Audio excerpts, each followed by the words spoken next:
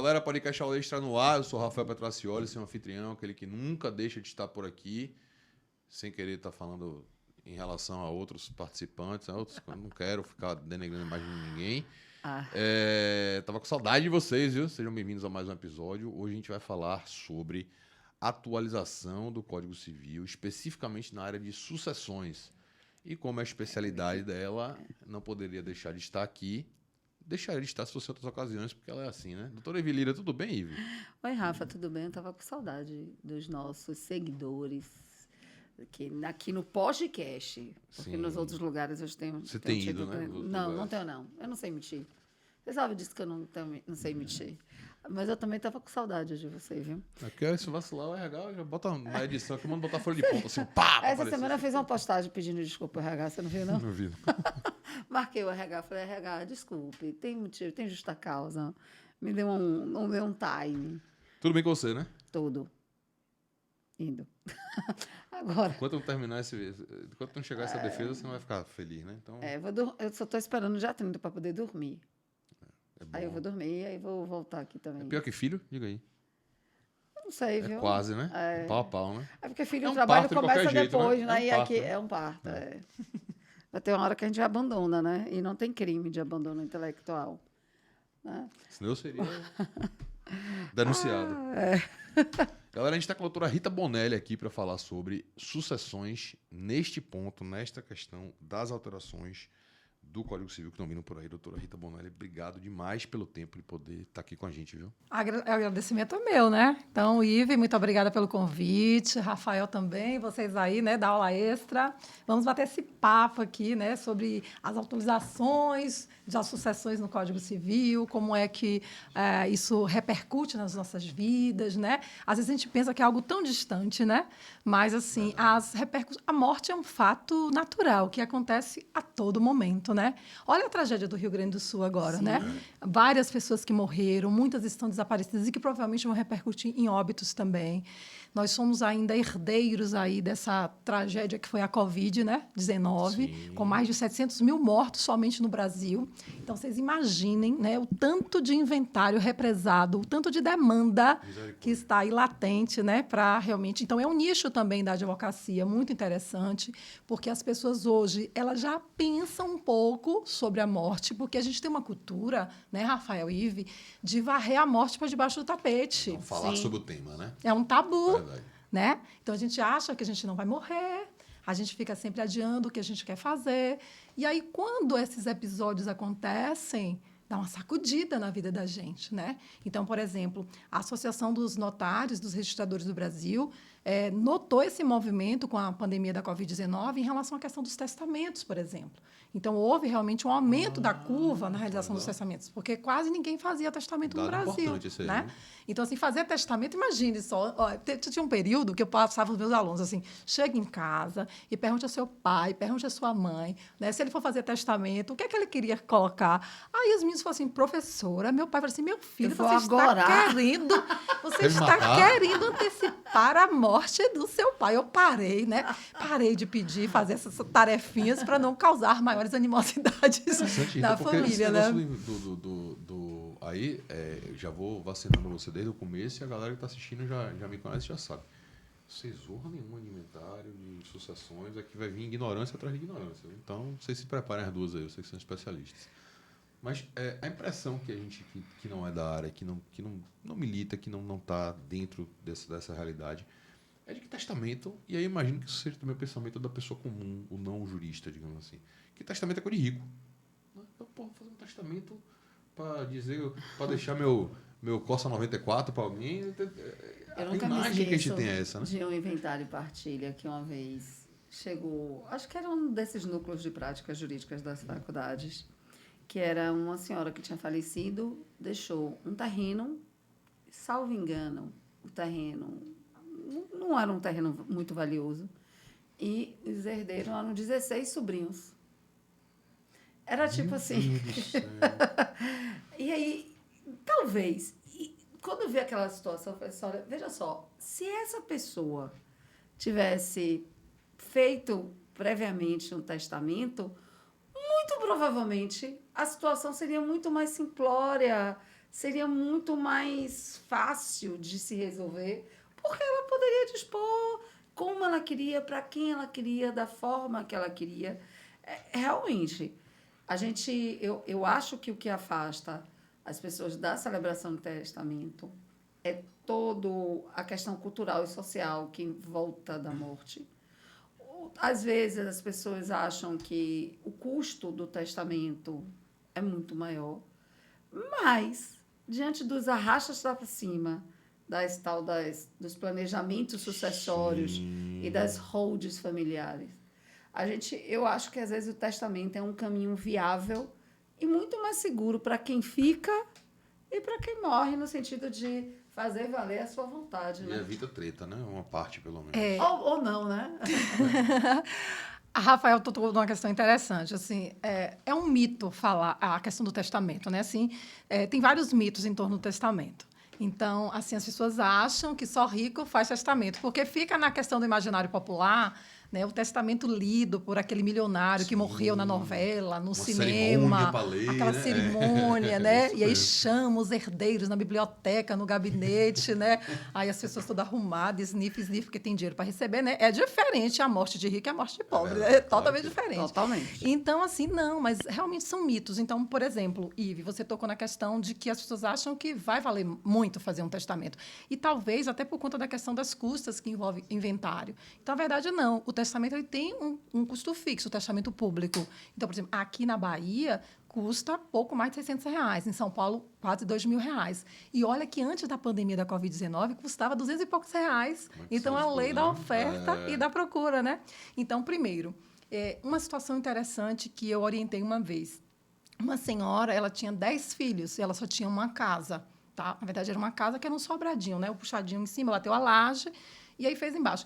Mas ela tinha 2 filhas que precisavam bastante. E todos os outros filhos, os outros 8 filhos, eles todos tinham suas casas. Mas ela não tinha nenhuma dúvida de que eles iriam reivindicar a casa. Então, ela falou assim, o que eu posso fazer? Então, a questão da autonomia privada diante de uma trava que a gente tem no Brasil que se chama legítima. Então, o que é a legítima? A legítima é aquela porção de bens, metade do seu patrimônio. Se você tem hoje, né, pelo Código Civil atual, se você tem descendentes, ascendentes e cônjuges sobreviventes, você tem que deixar metade para eles. E aí, daqui a pouco, a gente já vai falar das mudanças logo mais, né? Então, assim, o Código Civil, com as atualizações, vem com o foco de desburocratizar os testamentos, torná-lo mais acessível. Então, a gente vai verificar isso aí. Então, por exemplo, assim, ó, a senhora faz o seguinte... Vai ali no cartório, no tabelionato de notas, foi no interior, inclusive, e a senhora fui antes da pandemia, então era relativamente barato até, e ela fez assim, então ela deixou metade do patrimônio para essas 2 filhas, que ela sabia que tinham mais necessidade, e acomodou, portanto, o desejo e a vontade dela. Então, assim, o mito de que custa muito caro, então isso tem que ser desmistificado. Então a gente tem que falar, tem que estar aqui, tem que estar, né, falando mais realmente sobre. E hoje, com acesso à informação, então eu acho que é mais uma democratização do conhecimento. Sim. Então a gente exerce esse papel também de responsabilidade social. Então é interessante. Uma outra situação. Os alunos sempre perguntam, eu tenho uma vizinha que ela não tem nem descendente, nem ascendente, nem cônjuge sobrevivente, nem companheiro. Ela tem apenas irmãos, uma, inclusive, irmã era advogada e tinha uma sobrinha. E ela amava essa sobrinha. Ela não criava a sobrinha como se fosse filha, não era filha socioafetiva, era sobrinha mesmo. Então, na ordem de vocação hereditária, a sobrinha estaria fora se ela não fizesse seu testamento. Então, a irmã advogada, com uma má-fé incrível, falou para ela que ela não poderia testar, que ela não poderia fazer o testamento dela porque os irmãos tinham prioridade. Então, eu tive que dar a informação correta para a minha aluna e falei assim, você tem a obrigação moral, você dá um jeito de chegar até essa senhora e dizer que ela pode ir ao tabelionato e testar sem falar nada para ninguém e ela pode deixar toda a casa para a sobrinha, porque sobrinha é colateral, assim como os irmãos. Então, quem tem só herdeiros colaterais, irmãos, tios, sobrinhos e primos, pode fazer o que quiser.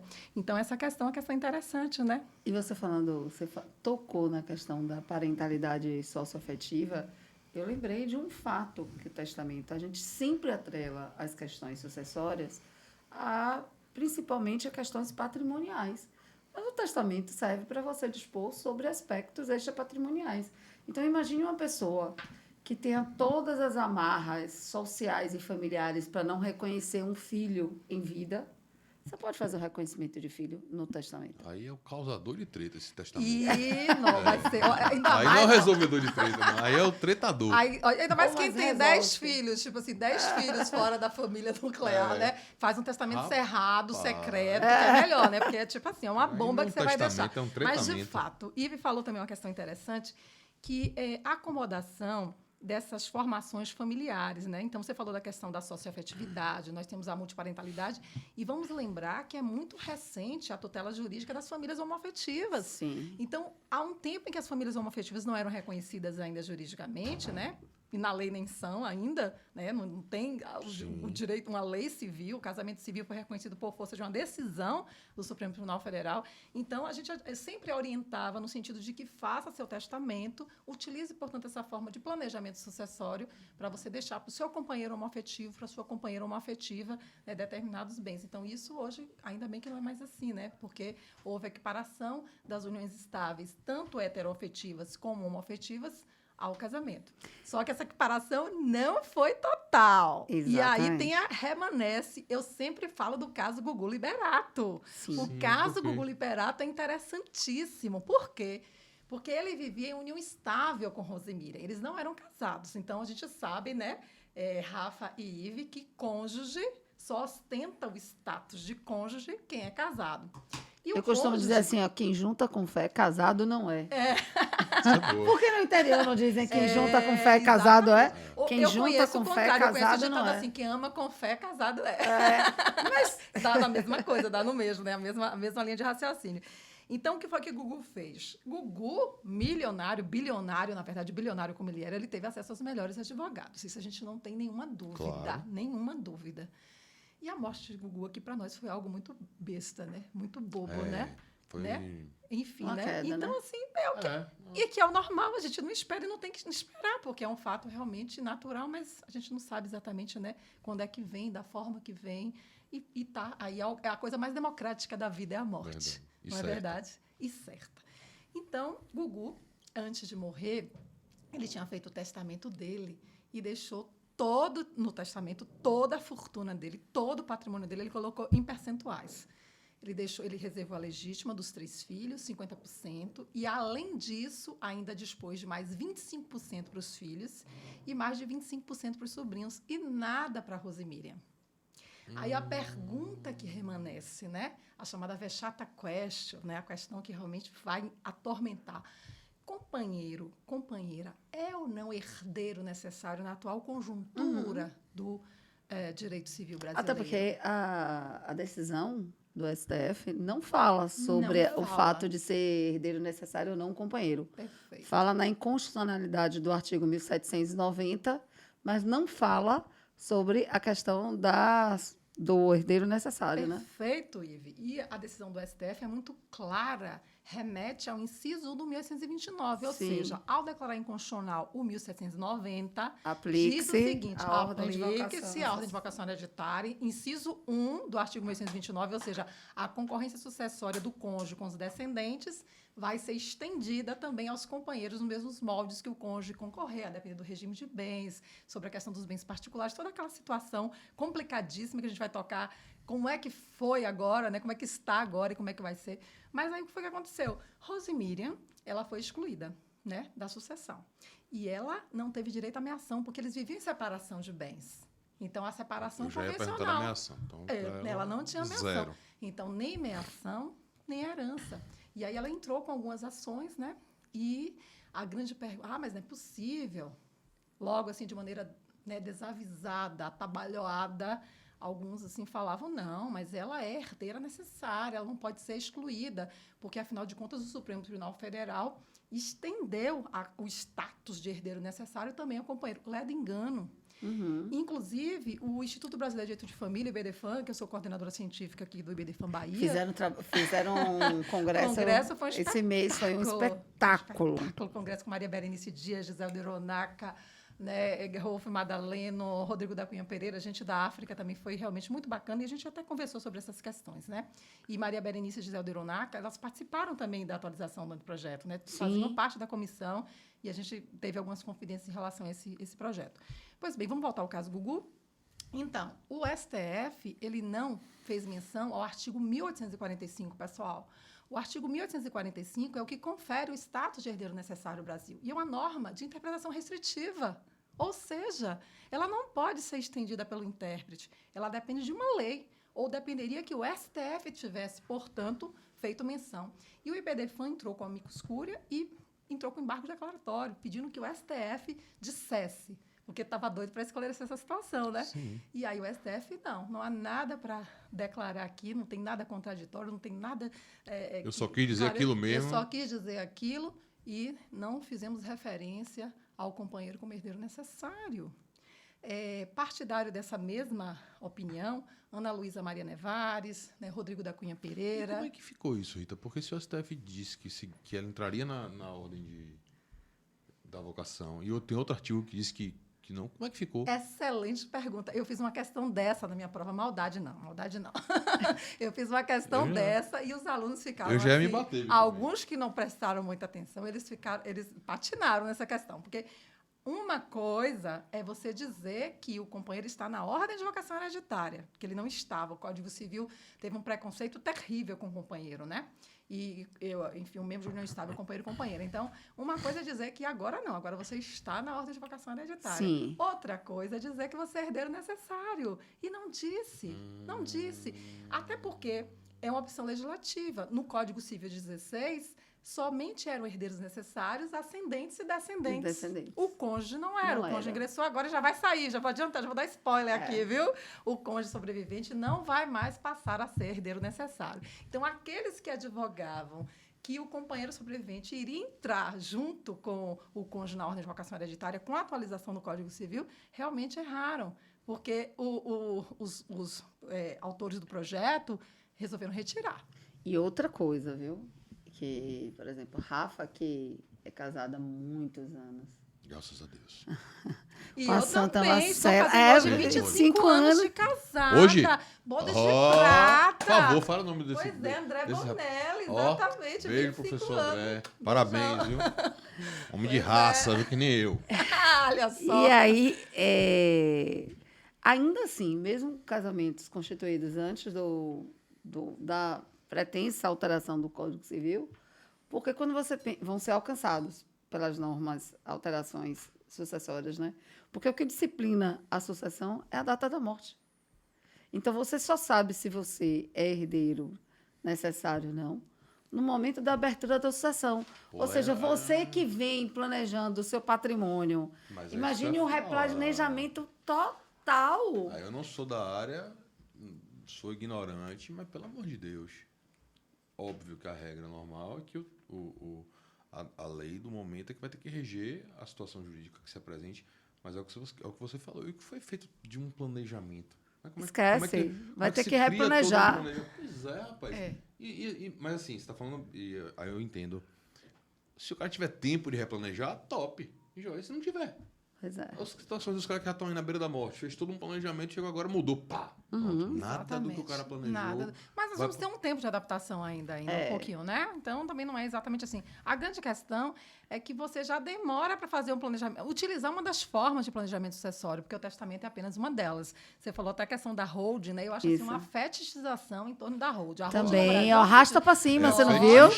Que é isso? É esse termo que eu utilizo. E aí Rolf Madaleno, no Congresso, teve uma palestra excelente. Holding para quem? Gente, Dona Maria e seu João ficam brigando por um barraquinho ou por umas quinquilharias que estão dentro da casa que muitas vezes não são nem a casa não é nem deles, né? É um puxadinho que fez na casa da mãe, enfim, ou com mora de aluguel. Então, assim, a grande maioria da população brasileira tem realmente uma hipossuficiência, uma vulnerabilidade econômica e financeira, e a gente fica pensando em holding.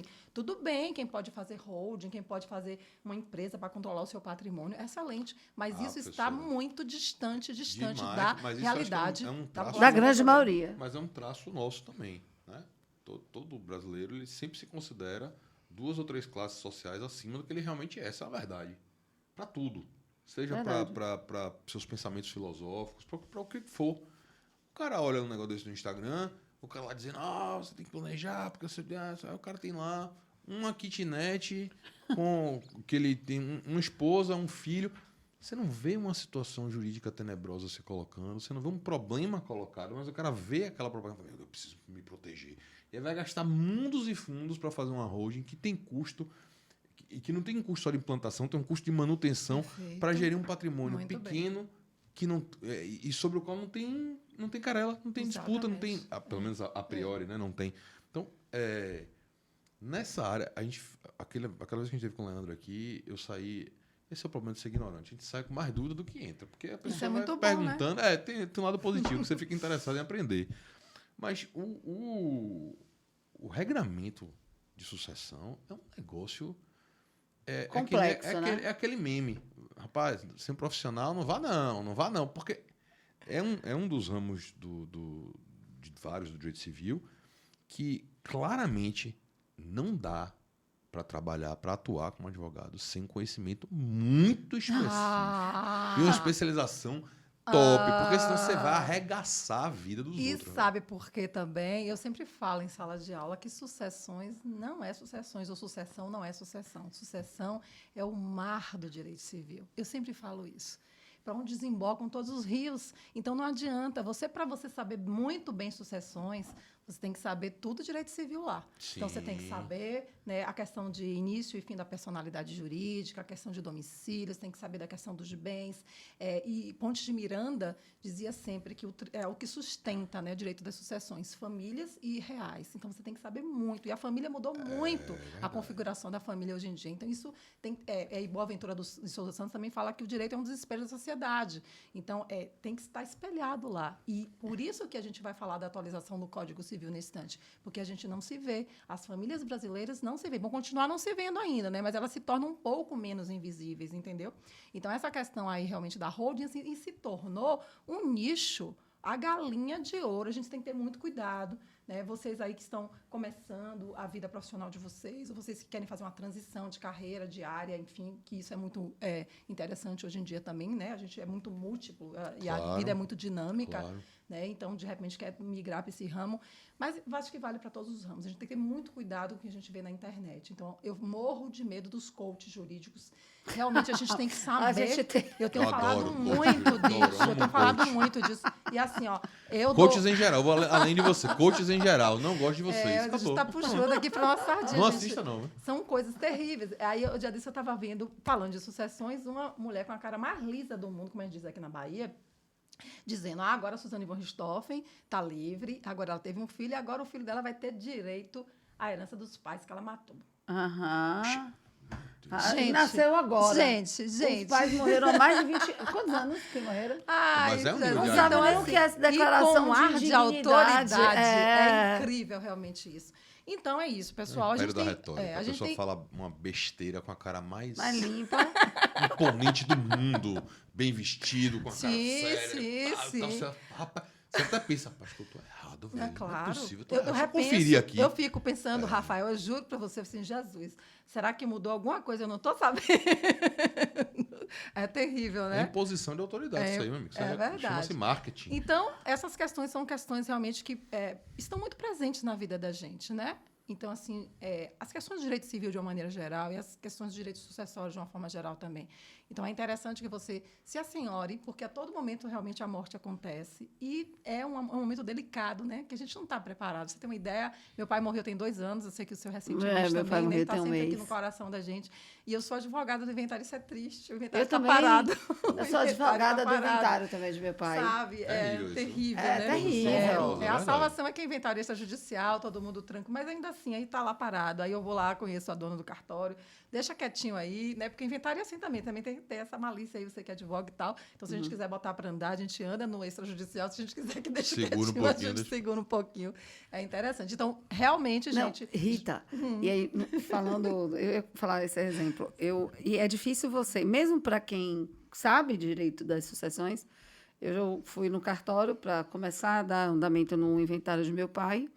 Meus pais são separados, de fato, desde 97. Problemaço. Faça a conta aí, 97. Misericórdia, quase 30 anos. 30 anos, quase 30 anos, né? E aí eu cheguei e falei assim, aí ela falou assim, 27 anos. você pode me dar a documentação do cônjuge sobrevivente? Eu falei assim, cônjuge não tem, são separados de fato. Porque o Código Civil expressamente diz, mas, porque separado de fato há mais de 2 anos, O deixa Código de ser... Civil, a atualização vem expressamente centrando, que a gente tem súmula, né, da separação de fato, e o Código Civil, a atualização, vem realmente colocando a separação de fato põe fim à sociedade conjugal de uma maneira muito clara, né, para que não tenha efeitos nenhum familiares nem sucessórios. O Estado Civil é um dos requisitos. Aí a pessoa do cartório fez assim, mas na certidão de óbito não constou. Eu falei assim, não existe Estado Civil separado de fato. Então, como é que você bota? Não existe como você botar na certidão a ideia do cartório. De prova. E por que então não entra com um divórcio pós-morte? Eu falei, oi? Sim, divórcio pós-morte. Vem regulamentado agora no Tá Código Civil. Você quer que eu entre com divórcio pós-morte para exercer um direito que já me é garantido? Você não está com ação em curso. Não tem mais. Entende? Estou falando que essas dificuldades aparecem e para a gente cada área. Mas veja, o cartório tem extrajudicial tem essa questão, né? Ao mesmo tempo que ele desafogou o judiciário de uma cacetada de coisa, e ainda bem que isso aconteceu, Sim. mas ao mesmo tempo há uma rigidez procedimental e interpretativa que é absoluta. Mas eu acho que Se é um lugar que se respeita esse negócio de interpretação restritiva do direito, é em cartório. É verdade. Os caras olham aquilo ali e falam, não, mas aqui não está escrito. Pera aí, meu filho, mas veja só, não, doutor, não está escrito. E aí você tem um lado bom e tem um lado ruim, porque de um jeito ou de outro, isso para o seu caso, por exemplo, péssimo, porque você vai participar tem uma nova etapa burocrática, digamos, para ser ultrapassada. Mas, por outro lado, é um nível de segurança jurídica sensacional que a gente encontra em poucos lugares na nossa marcha de vida. Verdade. Né? E tem, para além disso, também a falta de atualização. Porque, embora os cartórios tenham realmente melhorado a olhos nus, mas a gente tem ainda um problema muito sério. E, principalmente, na questão das sucessões, a complexidade da concorrência sucessória dos descendentes com cônjuge e companheiro. E também com ascendente. Então, eu já tive uma questão no cartório, mas foi resolvida com uma conversa, tudo certinho, porque a subtabeliã, ela realmente entendia que, como um dos requisitos para o cônjuge ou companheiro concorrer com os descendentes está vinculado à questão do regime de bens, a depender do regime de bens, então ela entendia que a concorrência sucessória do cônjuge com ascendente também estaria vinculada. Não. E aí ela falou assim, doutora, a senhora vai manter isso mesmo na petição? Eu assim, vou. Mas se a Fazenda Pública impugnar, fique tranquila. Pode ficar tranquila, se a Fazenda impugnar, a gente resolve. Porque ela mandava sempre assim, né? Então, a gente vai explicar que a chave é diferente quando a concorrência é com ascendentes, porque é uma certeza, não tem mais vinculação a regime de bens nenhum. E esse é um ponto interessante também, né? O ponto da ordem de vocação hereditária no atual Código Civil e na atualização que foi feita. Então, vamos partir logo para essa atualização. Vamos partir. Porque, vamos lá, vou inaugurar, então. Eu queria começar, professora, com uma pergunta um pouco mais genérica. Porque, normalmente, o que a gente vê em vários ramos do direito é que uma boa parte das atualizações legislativas, as mudanças que a gente tem no ordenamento trazidas pelo Poder Legislativo, elas costumam ser respostas às movimentações jurisprudenciais do Poder Judiciário. Então, você tem ali uma norma que não estava suficientemente clara, ou estava na visão deles, do Judiciário foi outra visão, aí você vai tendo essa adequação. Um vai atuando de um lado, o outro do outro. Obviamente, cada um respeitando o seu quadrado onde tem que trabalhar, mas o ponto aqui não se pode negar que uma alteração legislativa ela costuma, se não responder, mas se adequar ao que uma jurisprudência vem se consolidando. Então, o cara chega e fala, o assunto X estava mal resolvido no artigo tal, e a gente viu que agora, lá no STJ, está pacificado há não sei quantos anos que o certo é isso, isso, isso, isso. Pô, vamos terminar com essa... Vamos alterar aqui e colocar. Vamos isso, vamos aquilo. Uma parte, isso aí eu estou falando para ramos do direito em geral. Só que aí, meu irmão, quando você vai para família e sucessões, o buraco é muito, muito mais embaixo. Porque tem essa questão jurisprudencial, claro que tem, mas você tem, talvez, em família e sucessões, outros ramos podem até ser parecidos, mas acho que esses dois são campeões, são onde as alterações da vida real acontecem com a maior celeridade e a revelia de quem quer que seja. As coisas simplesmente acontecem. e vão acontecendo e o direito tem que correr atrás do prejuízo. Pô, o mundo agora não está mais assim, como é que eu faço? Tal, tal, tal.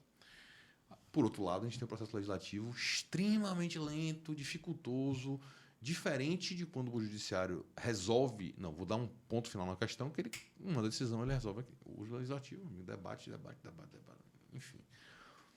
A pergunta, então, mais geral, é no sentido de o quanto dessas alterações que querem fazer no Código Civil são respostas em tom mais de briga com o judiciário e o quanto são confirmações de jurisprudências que já estamos se consolidando.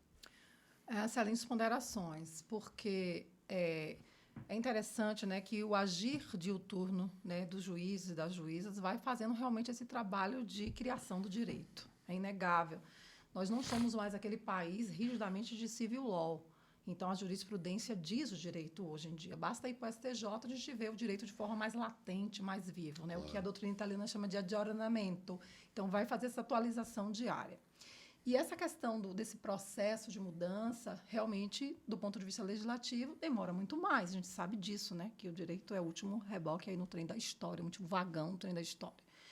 E, do ponto de vista da atualização do Código Civil, eu acho interessante porque alguns pontos você tem essa sedimentação do que a jurisprudência já tem batido o martelo, mas, por outro lado, Rafa e Ive, a gente tem verdadeiras mudanças mesmo, totalmente inesperadas. Então, em relação à exclusão do herdeiro necessário, por exemplo, né, o cônjuge sobrevivente ele passa a não ser mais herdeiro necessário. Então, nenhum julgado falava sobre isso. Sim. Então, é algo totalmente diferente. Era inquestionável. Era inquestionável. E, assim, a dúvida que se tinha, ou o desejo que se tinha, que se revelava até como assim, uma tendência em vias de consolidação, seria a inserção do companheiro ou da companheira de união estável, como também adquirindo o status de herdeiro necessário. Uma evolução. Uma evolução. Virou para o outro lado. E aí se pergunta justamente, né? Seria um retrocesso, né? Do ponto de que a herança é um direito constitucional, né? Um direito fundamental, e também a Constituição garantido, e a Constituição também fala da questão da proibição, a vedação do retrocesso. Então, nós temos algumas perguntas para fazer aí sobre essa exclusão do cônjuge sobrevivente. Será que essa exclusão ela foi feita justamente para não meter a mão na cumbuca da união estável? Porque se mantivesse o cônjuge sobrevivente, você iria trazer o companheiro sobrevivente também, né? Porque ficaria insustentável, uma vez que a jurisprudência vinha entendendo mais nesse caminho de que o companheiro e a companheira também deveriam ser. Então, essa foi uma surpresa, por exemplo, né? Então, assim, contrariou as expectativas em relação a essa questão da inclusão. E a outra surpresa grande também foi justamente a exclusão da concorrência sucessória. Então, assim, uma das grandes dificuldades da sociedade brasileira e da jurisprudência brasileira também era entender, né, de forma realmente fidedigna o porquê da mudança, o porquê do estabelecimento da concorrência. Então, assim, perguntar primeiro, quando o cônjuge sobrevivente concorre, o companheiro também, depois da interpretação extensiva, né, do STF, com os descendentes. Então, assim, essa pergunta é uma pergunta muito difícil.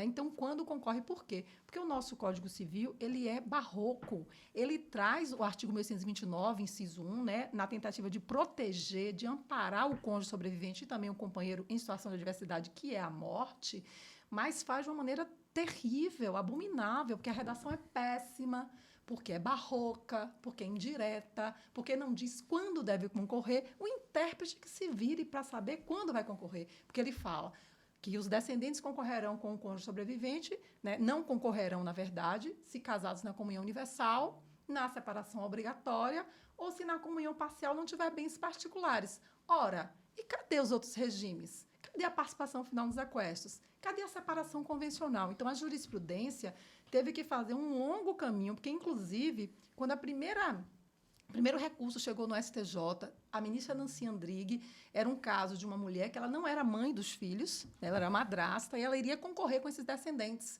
Então, o regime era de separação convencional de bens.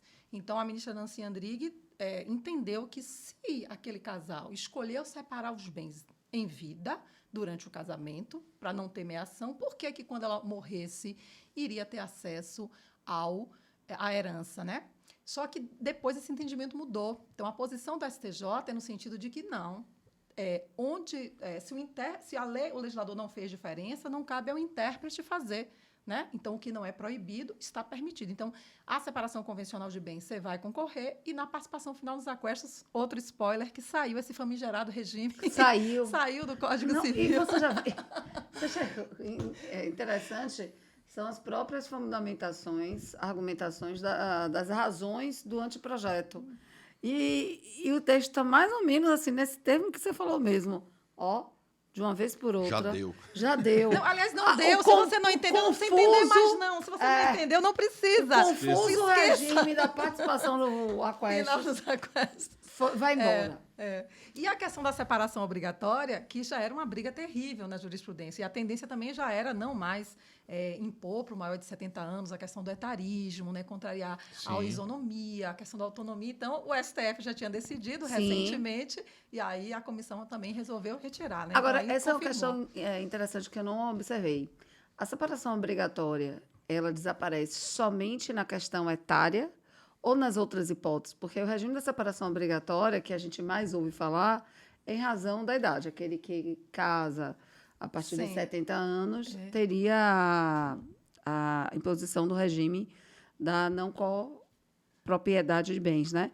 Mas a gente tem a hipótese de quando você precisa de autorização judicial, é necessária o regime da separação obrigatória. Quando você casa, a gente das causas suspensivas que vão sair também. As causas suspensivas também saem.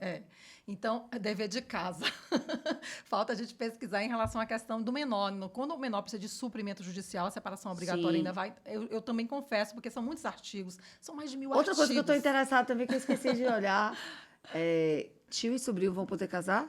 Tio e sobrinho, sim, um casamento chamado casamento avuncular. Na verdade, eles já podem casar. Com base no decreto-lei. Com base no decreto-lei 3.200/40. Mas o artigo 1521 proíbe. Mas acontece que você tem que fazer a interpretação sistemática, porque o Código Civil é uma lei geral e tem o decreto que é uma lei especial. Então, você tem que fazer isso aí. E não revogaram expressamente no anteprojeto, não? Não revogaram, não. Eu ainda não vi essa parte aí, mas eu acho que não revogaram. Gente, né? que doideira. Você já pensou casando com a tia?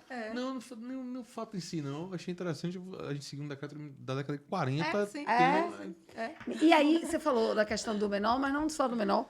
O tio e o sobrinho também, para casar, precisam de exame pré-nupcial e de autorização judicial. Mas aí é que tá. Nós vivíamos em uma outra sociedade, né? Daquela sociedade agrária, patrimonialista, patriarcal. A gente está já em processo de transição de mudança. Então, Ou deveríamos estar, né? Deveríamos estar, mas estamos. A passos lentos, mas estamos. Então, em algumas coisas a gente avança muito, né? Inclusive, foi inserido um livro sobre direito digital no Código Civil. Nós temos mais um livro agora sobre bens digitais. E em relação a essa questão dos tios e sobrinhos. Dos tios e sobrinhos. Então, por que exigir esse exame antinupcial? Bom, primeiro é a questão da proximidade da carga genética. Sim. Né? Quanto mais próximo, maior risco de ter relacionamentos sexuais e ter riscos para a descendência, né? A questão das anomalias, deficiências, enfim. Mas acontece que não há mais razão. Hoje a gente tem casamento homoafetivo. Então, para que fazer exame? Para risco para descendência, se não vai ter descendência, se vai ter se ou é adotado, é através de técnicas de reprodução humana assistida. E também o casamento hoje não é mais destinados tão somente à reprodução. Então, se você for pegar livros, manuais de família, né, da década de 30, não sei lá, não. Eu estudei na década de 90, iníciozinho da década de 90, final da década de 80, início da década de 90. E estava lá. Definição: o casamento é destinado à união de duas pessoas de sexos diferentes, destinado à procriação. Então, assim, a gente tem que fazer o que a doutrina italiana manda a gente fazer, o aggiornamento, a atualização. Então, assim, se o casamento não precisa ter filhos, então você não precisa mais fazer. Eu vou fazer alteração da minha dissertação para botar essa palavra na minha dissertação. Você gostou? Achei bonita. Você achou bonita? Eu vou ainda botar assim, em homenagem à professora Rita. Pois é. Petraccioli também, você também agora, eu não sei se eu vou conseguir falar com tanta pronúncia. Não, mas escrito. Vamos lá, esse escrito é de boa, não precisa, né? Mas você quer ver uma questão interessante? Eu me debrucei no anteprojeto por causa da defesa, realmente. E o meu ponto, a minha querela, como diz Rafa, amo querela. A minha querela é justamente um artigo de reconhecimento de filiação que existia no Código de 16, que foi mantido no Código de 2002 e permanece no Código que vem aí, não sei de que ano vai ser. No anteprojeto, permanece a mesma restrição para vedar ou mitigar reconhecimento póstumo de filho biológico que não tenha descendente, com a mera presunção de que quem reconhece filho falecido, pai ou mãe, tem a intenção, visa apenas o patrimônio do filho.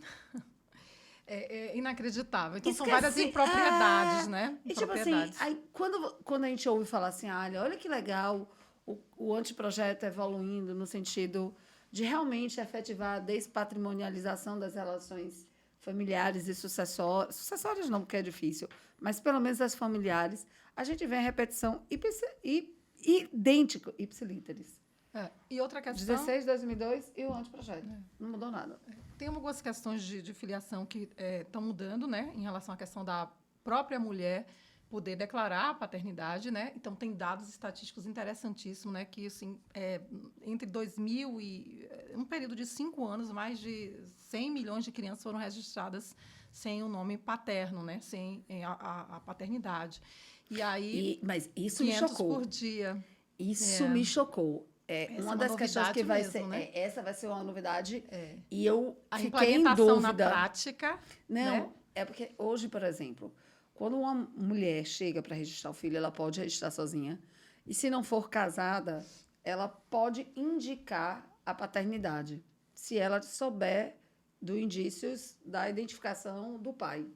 E abre-se um procedimento que se chama, que é reconhecimento oficioso, averiguação oficiosa, que vai se manter, mas ela é prevista na Lei de Lei de Investigação de Paternidade, mas ela vai ser aportada no Código Civil com um adendo. Agora, a mãe, chegando para registrar, se ela afirma, declara que conhece a identidade do pai, vai ser registrado no nome do pai, e, a partir daí, o pai tem um ônus de desconstituição do vínculo e o ônus probatório de não ser pai. Inverte-se totalmente a presunção de paternidade. Aí vai se ser já não é assim, encaminhado. deveria ser há muito tempo, porque me parece que é absurdamente mais natural que seja isso. Perfeito. Porra, Você acha? claro que sim. Porque perceba, você deixa o... Vamos esquecer a questão homem e mulher, vamos pensar só no menor.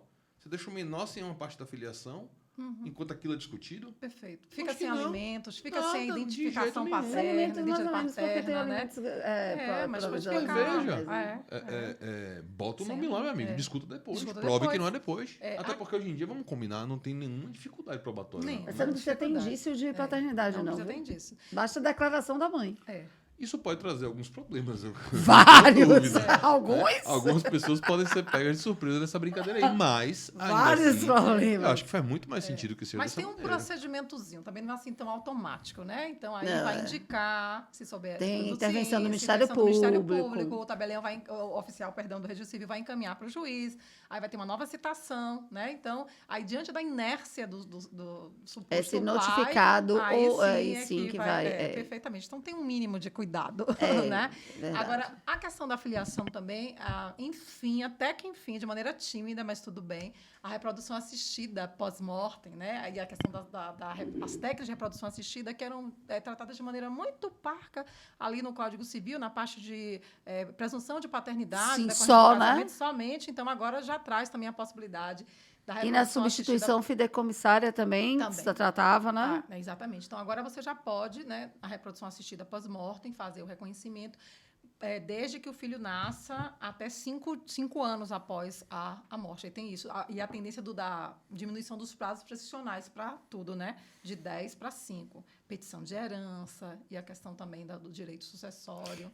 Agora, essa é uma questão, porque hoje é uma discussão, uma querela, eu gosto da querela, que a gente tem, como não há regulamentação sobre a possibilidade da reprodução assistida pós-mortem, e a gente trabalha com as normas que existem pré-determinadas para as questões de presunção e a regulamentação, normatização do Conselho Federal de Medicina, uma das coisas que eu vi que o anteprojeto ele vai dizer que desatrela a noção do reconhecimento ao prazo de petição de herança. É isso mesmo? Sim.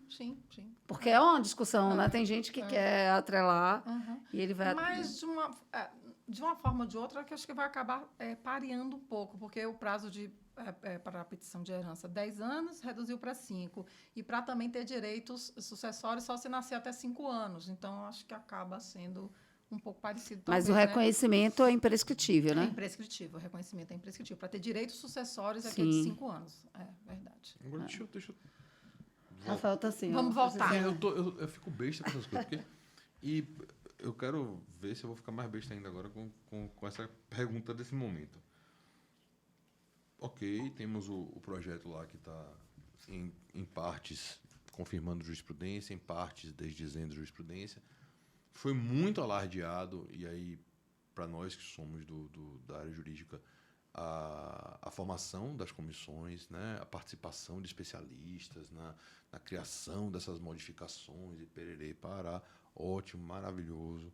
Não conheço todos os grandes nomes do direito civil, mas alguns que eu vi que estavam lá realmente eram pessoas que certamente têm muito a contribuir. A representatividade, né?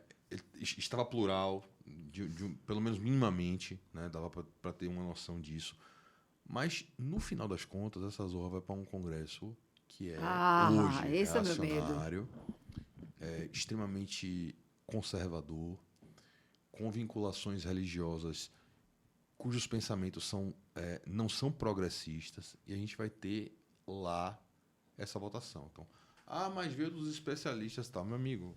Os especialistas podem ir lá com a melhor das intenções do mundo, com toda a boa fé do universo, mas no final das contas, quem vai alterar aquele texto para cima ou para baixo são os próprios deputados, são os próprios senadores. E com essa formação de Congresso atual, não vejo um cenário nada bacana para pensar em movimentos progressistas para o direito civil, principalmente em qualquer coisa que toque no assunto no mega grupo costumes. Isso vai ser um perrengue. Não sei como é que isso vai terminar, mas vai ser um perrengue, não tenho dúvida nenhuma. Para mim, e aí eu queria que você analisasse isso, professora, só o fato de você excluir o cônjuge da herança, como você acabou de falar aqui, né? O cônjuge não vai mais ser herdeiro necessário, Não, né? é herdeiro Vai ser necessário. herdeiro Sobrevivente. necessário. Ele não vai mais ser. Só isso, para mim, já é um indício de que uma visão mais conservadora, mais patrimonialista, menos progressista em relação às outras coisas que estavam acontecendo dentro do direito civil vivo, digamos assim, o daqui da vida real, do judiciário e do dia a dia. Só essa alteração já mostra que algumas coisas piores ainda podem vir também. Eu queria que você me dissesse a sua expectativa. Tá bom. Eu acho interessante essa questão da pauta de costumes, né, da sociedade brasileira, né? Então, assim, a gente lutou tanto, né, por emancipação da mulher, né, um mínimo de equidade, de paridade nessas questões de gênero. E aí eu estava conversando com Maria Berenice Dias, né, que foi da comissão, e a preocupação dela realmente é essa, né? Tanto que na própria comissão do anteprojeto, determinados temas foram realmente, assim, entre aspas, censurados, porque falou assim, não, vai ser complicado a gente enfrentar essa questão aqui no momento. Exemplo, as famílias simultâneas. As famílias poliafetivas, porque vamos combinar, desde que o Brasil é Brasil, a gente conhece alguém que tem 2 famílias, às vezes 3 famílias, né? E normalmente a repercussão negativa é ainda para a mulher, por conta da vulnerabilidade, por conta da hipossuficiência. Então, assim, você se liga a alguém e ainda... Eu não vou nem falar da questão do casamento para a gente não entrar na polêmica da pauta dos costumes em relação à monogamia, né? Nem vou entrar na questão do casamento como uma relação paralela. Vou entrar na própria questão da união estável, que fica, assim, algo, entre aspas, mais simples de a gente compreender. Então, a união estável não tem, em regra, um requisito formal em relação à sua Constituição. Se você quiser optar em fazer um contrato de convivência, né, e registrar, tudo bem, mas na maioria das vezes você junta as escovas de dente e acaba morando, e vai morando, e vai morando. E a maioria da população brasileira não é formada por família casamentária. Esse é um dado sociológico e antropológico muito interessante. A maior parte das famílias brasileiras é formada por famílias informais. Então, se você for pegar, por exemplo, Melri Del Priore, historiadora fantástica, então ela tem vários livros sobre essa questão da formação das famílias no Brasil, no tempo do Brasil colônia, no tempo do Império, início da República. Então, só Dom Pedro tinha mais de 20 e tantas amantes catalogadas. A gente não precisa ir tão longe, a gente vai para Jorge Amado, e a gente vai, portanto, aí para os senhores de Cacau, a gente vai para Gilberto Freire, da questão dos senhores de engenho, e a gente vai verificar como é que essa questão é colocada. Então, assim, uma vez eu fui fazer, até conversei com a professora Maria Berenice Dias sobre essa questão também da poliafetividade, porque uma vez a gente participou de um congresso em que eu fui falar sobre o poliamor e fui falar sobre as famílias simultâneas também. Então, assim, teve um julgado interessante que eu fiz uma crítica, porque um homem conviveu durante muito tempo com uma mulher e com outra mulher também. E, no final, quando ele morreu, foi estipulado uma espécie de triação, né? E atingindo o patrimônio da mulher, que, na verdade, ela nem sabia, não era o que se chama de união estável consentida de boa-fé. E, então, assim, eu acho o seguinte, é uma opinião minha, Rita, né? Enquanto você não regulamentar, impor algum tipo de pecúnia mesmo, de consequência econômica. Eu não estou dizendo que a mulher não trai, a mulher trai também, mas normalmente, ou então eu moro em outra sociedade diferente da de vocês, mas normalmente quem a gente conhece que monta casa, teuda e manteuda de Jorge Amado, é o homem. Né? E, assim, às vezes ele tem 2, 3 mulheres e, quando ele se separa, não tem absolutamente nenhum tipo de consequência jurídica. Então, aquela mulher que muitas vezes, né, não trabalha, porque se dedicou, teve 4, 5 filhos, que muitas vezes esse homem dizia que era para ela não trabalhar porque ela tinha que ficar em casa, porque a mulher dele não trabalhava. Isso existe hoje, independe de nível social, Como existe? independe de formação acadêmica. Eu conheço, inclusive, uma pessoa que tem mestrado, né, que tem formação superior e cai nessa cilada, porque, na verdade, é uma questão estrutural. Né? Nós, mulheres, ainda temos essa questão. E aí, aí tem a questão emocional, afetiva, e muitas vezes você sofre uma violência psicológica, né? Você sofre violência financeira e você não consegue, muitas vezes, se desligar daquele vínculo. E aí, quando termina, você não tem direito a nada. Isso é cruel e realmente expõe, e assim, de uma maneira muito realmente, né, sensível à vulnerabilidade das mulheres. Em alguns pontos, o Código Civil do projeto, né, o projeto do Código Civil, tocou na questão das vulnerabilidades. Porque chega a falar, por exemplo, do ponto de vista sucessório, que você pode ser excluído da sucessão por indignidade ou deserdação se você sofreu violência psicológica, por exemplo, se você sofreu violência doméstica. Então, aí, nesse particular, já é um grande avanço. Do ponto de vista do direito real de habitação, que é um instituto que eu sempre falo assim, que é uma tempestade de interesses opostos, eu acho assim, é muito complicado, no caso concreto, você otimizar, equalizar aqueles interesses que estão ali, porque muitas vezes você não tem nem direito à meação daquela casa que o casal residia, nem tem muitas vezes direito à herança, e você vai ter que você vai ficar naquele imóvel, principalmente quando você não é mãe nem pai dos filhos. Sim. E muitas vezes a herança é dos filhos, a propriedade toda é dos filhos, a casa toda é dos filhos. E aí, quando você tem, por exemplo, um filho deficiente, que morava com uma avó ou morava na mesma casa com o pai, que era o único que tinha um cuidado, a questão da ética do cuidado e a responsabilidade pelo cuidado. Aparece muito, Ive, na questão de família, do livro de família. Eu acho interessantíssimo isso. Acaba, por exemplo, a terminologia, né? Porque a linguagem é muito importante. Muito. Muito importante. Então, assim, é uma questão de afirmação também, né? Então, desaparece o termo guarda, o termo visita. Eu não sou objeto para meu pai me guardar. Meu pai não é um estranho, minha mãe não é estranha. Por que ele vai me visitar? Então, essas questões, elas são realmente importantes, né? Para, assim, tentar forçar. Não é só uma mudança terminológica. É uma mudança de atitude, de comportamento na sociedade. Então, assim, eu acho interessante demais, Rafael, você colocar aí, porque em alguns pontos realmente parece que é um retrocesso. De fato, eu também não concordo como a concorrência sucessória do cônjuge sobrevivente foi posta no Código Civil. A outra de vocação hereditária vai continuar mesmo? Não, ela vai voltar tudo como dantes na terra de Abrantes, volta como o Código Civil 16 era. O cônjuge, depois do colateral?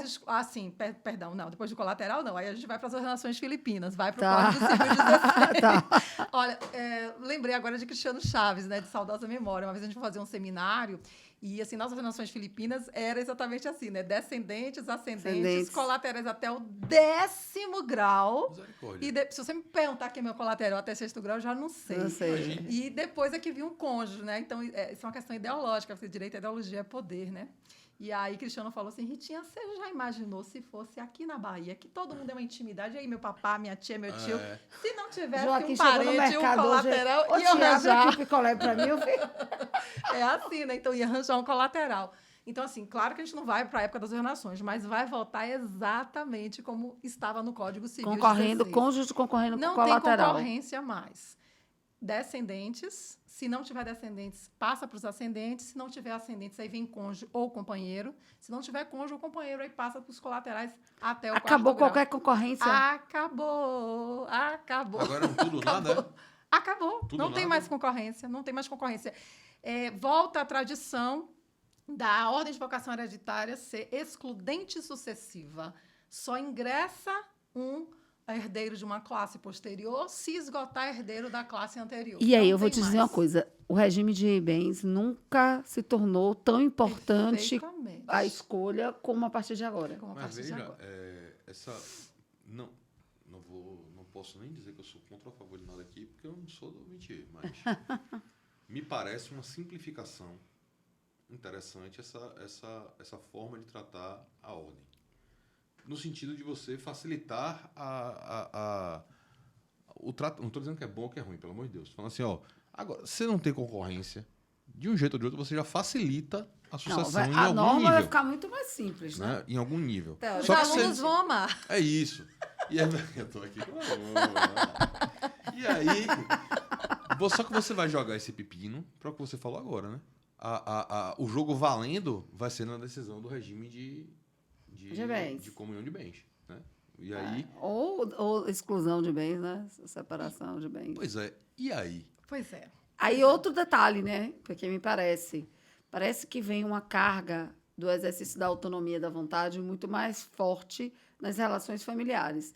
As vontades negociais vão valer mais do que valem hoje, entendeu? Vão Muito passar bem. até algum É valor. exatamente isso, Ive. Inclusive, Mário Delgado. Ó, passei na prova, tá? Imagine moral, tá com moral. que é isso. Eu não vou nem tentar. Inclusive, Mário Delgado, que é o subrelator da Comissão de Sucessões, né, um nome proeminente no direito sucessório brasileiro, ele fala justamente isso. Ele fala que, engraçado, né, que aí tem as brigas agora, né, assim, de autores que falam que o cônjuge era um supercônjuge, agora vai passar a ser um minicônjuge, e aí autores que entendem que não, que o minicônjuge é um mito, que isso, na verdade, nunca existiu. Não vou citar nomes para não ser deselegante, mas quem estuda aí sabe, né? Então, Mário Delgado, o subrelator da Comissão de Sucessões, ele diz que essa questão da concorrência sucessória do cônjuge é um produto de uma sociedade logo pós-divórcio, pré-divórcio, na verdade. O divórcio é muito recente. Eu já era nascida, já 77, estava eu andando, também. brincando, já estava frequentando a escola quando... Em 77, eu sou de 71. Eu sou de Então, 74.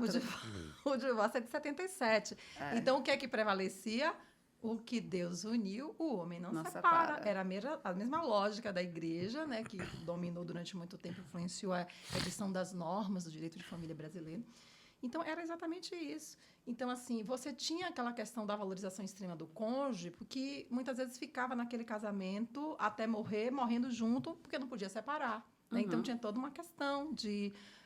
não só questão de conveniências, mas questão da sociedade mesmo, de rejeição, de preconceito por alguém que era largado do marido, somente a Ave mulher. Maria, Não é? Nossa Senhora. Então, é isso. Então, ele entende, no dizer dele, ele entende que é mais esse fruto dessa herança. E que agora a gente vive em uma outra sociedade, uma sociedade dinâmica, as monogamias sucessivas. Aí eu sempre brinco nas aulas, né? Fábio, Júnior e Gretchen, que eu diga. Porque haja casamento. Então, é um casamento atrás do outro. E aí você precisa ter esse dinamismo e essa autonomia também, né? E aí, o que vai ser interessante, você fala da questão da escolha do regime de bens como forma de planejamento sucessório, sem sombra de dúvida. E a questão do próprio planejamento sucessório também. Vai ficar muito, muito mesmo procurado né? Porque agora você diminui a participação do cônjuge, do companheiro, e aí você vai buscar outros mecanismos para tentar compensar. Então, você vai buscar a questão da doação em vida, você vai buscar, né? Porque a doação em vida, usufruto, enfim, outros mecanismos de planejamento sucessório, contratos paraconjugais, para você tentar buscar. É interessante você falar em autonomia da vontade na estrutura familiar, que você parte do pressuposto que existe uma isonomia Perfeitamente. entre os pares. Uhum. E a gente sabe que não é a realidade, né, que a gente tem, principalmente na questão de gênero. Então, assim, não sei como isso vai reverberar, porque a gente ainda tem uma disparidade fática muito forte. E você só é livre para decidir se você está no mesmo patamar. Perfeito. Então, é difícil eu decidir sobre patrimônio. Eu nunca me esqueço. Eu não vou citar nomes, mas a pessoa que assistir esse podcast com certeza vai se identificar. Certa vez em sala de aula, eu dizendo assim, o meu encantamento com a separação voluntária de bens, assim, as partes entenderem que ela pode, né, negociar a questão patrimonial. E aí uma aluna muito encantada com a minha fala levantou e fez assim, sou casada no regime de separação total de bens. Eu falei, ai, que legal! Aí ela falou assim, pois é. Eu falei, você casou agora? Não, na verdade, eu tenho uma relação de 30 anos. Aí eu falei, oi? E aí meu marido me pediu em casamento. Eu falei, oi? Olha o golpe. E aí eu falei, e aí, a como fraude foi? se desenhando na sua frente. Assim. Exatamente. Então, assim, ela não era tão livre assim para decidir, porque ela não, além dela não entender, ela sentiu uma falsa liberdade na ideia dela de ser mulher que estava com acesso à informação, depois de 30 anos, casando. E aí eu só fiz uma pergunta a ela, você converteu ou você casou? Aí ela fez assim, eu converti. Eu falei, oi. Isso há muitos anos atrás. E isso foi um choque de realidade para mim, no sentido, nem todas as pessoas são realmente livres no momento da escolha do regime de bens. Mas nesse momento que modificações legislativas como essa podem trazer travas de proteção para essas partes que são hipossuficientes, digamos assim, em qualquer sentido, econômico, emocional, sociológico. Eu fiquei super assim, empolgada quando a Rita falou, ela usou um termo que há muito tempo os civilistas mais estudiosos e tal vinham tentando atrelar nas relações sucessórias e que era extremamente difíceis. É a vulnerabilidade. A vulnerabilidade é um termo já abarcado pelo direito de família. A gente usa muito essa noção do vulnerável para situações familiaristas, mas não era uma situação, um termo utilizado nas questões sucessórias. E você pensar na questão sucessória como reflexo dessas relações familiaristas e da própria condição humana, né? É importantíssimo. Então, assim, há alguns anos, começava, né? Roxana mesmo falava muito da questão da vulnerabilidade na questão sucessória, e você abarcar, você usou esse termo vulnerabilidade, eu não estou toda. É muito interessante isso. E o projeto do Código, ele vem firme em alguns momentos falando dessa questão da vulnerabilidade.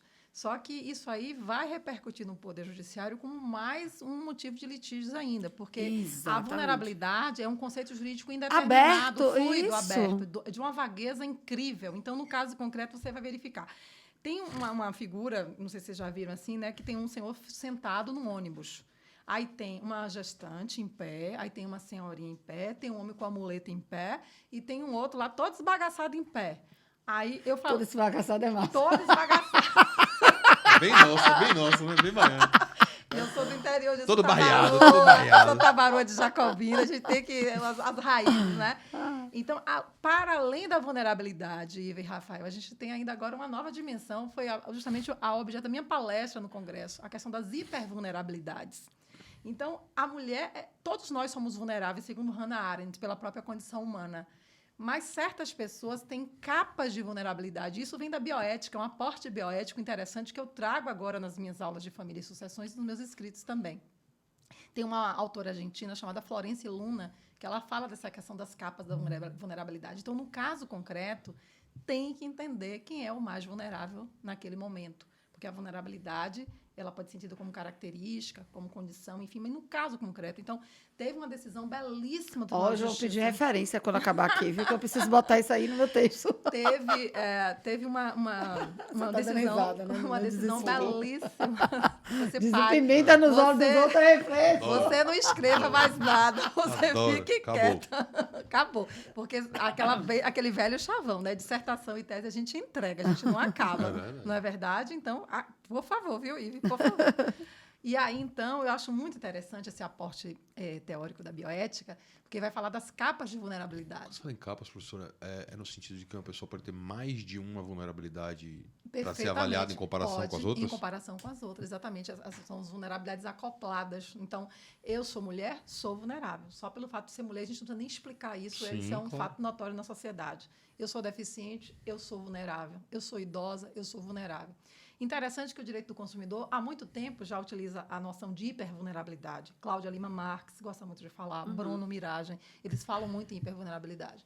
E aí a gente traz agora esse conceito de hipervulnerabilidade também para a família e para as sucessões. Então, teve um caso interessantíssimo lá no Rio Grande do Sul, de uma mulher que era madrasta, portanto, não era mãe do filho do falecido marido, e ela morava na casa, né? Era a única casa que tinha, o menino morava lá também. Eles não se davam bem, eles tinham um grau de animosidade deflagrada durante anos, terrível. Então, todos testemunharam em relação a isso, a questão dos parentes, dos vizinhos, e o menino era deficiente físico, né? E... perdão, deficiente físico não, ele tinha uma deficiência mental mesmo. Ele era portador de uma deficiência mental, né? De média para grave. E só o pai que acalmava e tal, ele ficava muito nervoso com a madrasta e, enfim, algumas situações que ocorreram. Beleza. Então, o homem morre.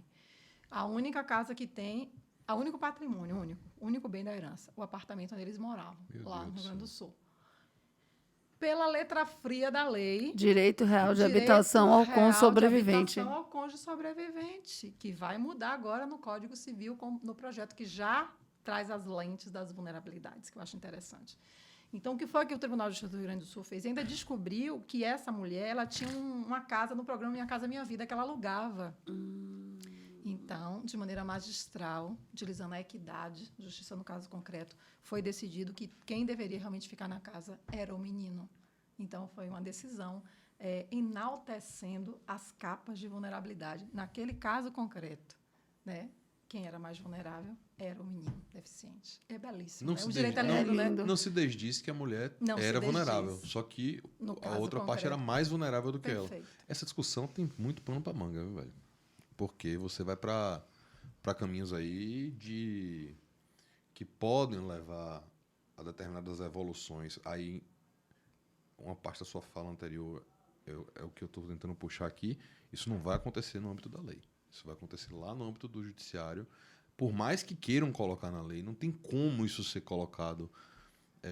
Nenhuma lei consegue abarcar todos os casos concretos quando ela é feita, né? Perfeito. Então, essa é perfeita. A vida é muito mais plena de possibilidades Pois do que é. qualquer norma jurídica, eu falo sempre E assim. quando você vai usar um signo tão aberto quanto a vulnerabilidade, isso fica ainda mais latente. Então, o cara lá no máximo vai conseguir colocar um indicativo. Exatamente. Olha, vamos fazer assim, assado, mas a análise vai ficar na hora do Poder Judiciário. E é interessante você trazer novos aportes teóricos, né? E a questão da interdisciplinaridade é fundamental. Então, de que maneira que a bioética vai ajudar, por exemplo, o direito de família e o direito das sucessões, né? Assim, é muito bacana, é muito lindo. E aí você produz decisões mais justas, mais equitativas. Essa do Tribunal de Justiça do Rio Grande do Sul mesmo, ela foi fantástica, sem nem citar a hipervulnerabilidade, sem citar as capas, mas no seu âmago, na sua essência, a gente consegue ler isso quando vê todo julgado. É bem interessante. E também o direito real de habitação, embora traga novidades no projeto do Código Civil, que contemple vulnerabilidade, como a gente já falou, mas tem algumas questões que vão provocar muita discussão no caso concreto, muita discussão. Por exemplo, toda a entidade familiar, todo o remanescente da família, quem vivia na casa, vai continuar vivendo. Gente, vai ser uma confusão no caso concreto. Não, vai ser um pardieiro. Você volta à Você questão vai- do domínio pleno Pois ou não. Aí, quer dizer, assim, é complicado. E aí fala também que, por exemplo, aí uma sogra pode ter direito. Ah, que desgraça. Polêmico. Leva a sogra polêmico, pra casa. Polêmico aí. Eu brinquei assim. Polêmicas Quem me chegando conhece aí, sabe viu? que eu sou muito brincalhona.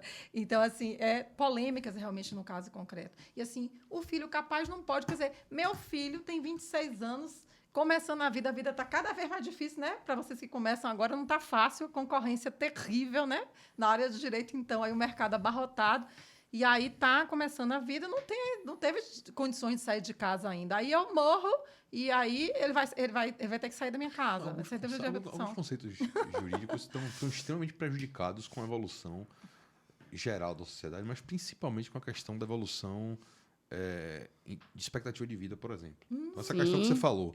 Primeiro, meu filho tem 26 anos, velho. Uma pessoa de 26 anos hoje, uma pessoa de 26 anos há 50 anos atrás. 26 anos. Totalmente. 26 anos há 50 anos atrás era um idoso. Já devia estar com 3, 4 filhos, cada segundo 16 casamento. anos. É o equivalente ao Já adolescente. tá todo enrugado, acabado. Não, o cara de 26 anos hoje... É o adolescente. Essa maioria moram com É os a pais. adolescência tardia, né? Ah. Depende, né? Quando você vai para a sucessão, eu estava conversando isso recentemente com um amigo em comum seu. Falando, velho, a gente usa muito a expressão herdeiro, né, entre nós. Ah, não, fulano da vida boa que fulano é herdeiro. Só que, meu irmão, a galera agora demora para herdar. E mais herdar como era no passado, não. O cara não herdava com 40, 45. Hoje em dia os pais estão vivendo até na 80, 90, 100. O cara tá herdando depois de velho. Então, há uma mudança de dinâmica que até essas discussões de prática lá na frente vão ser muito diferentes. Aí, alguns institutos como esse que você trouxe agora, talvez passe a ter uma relevância que eles nunca tiveram, porque vão tratar de pessoas que não estavam sob o seu manto, digamos assim. Né?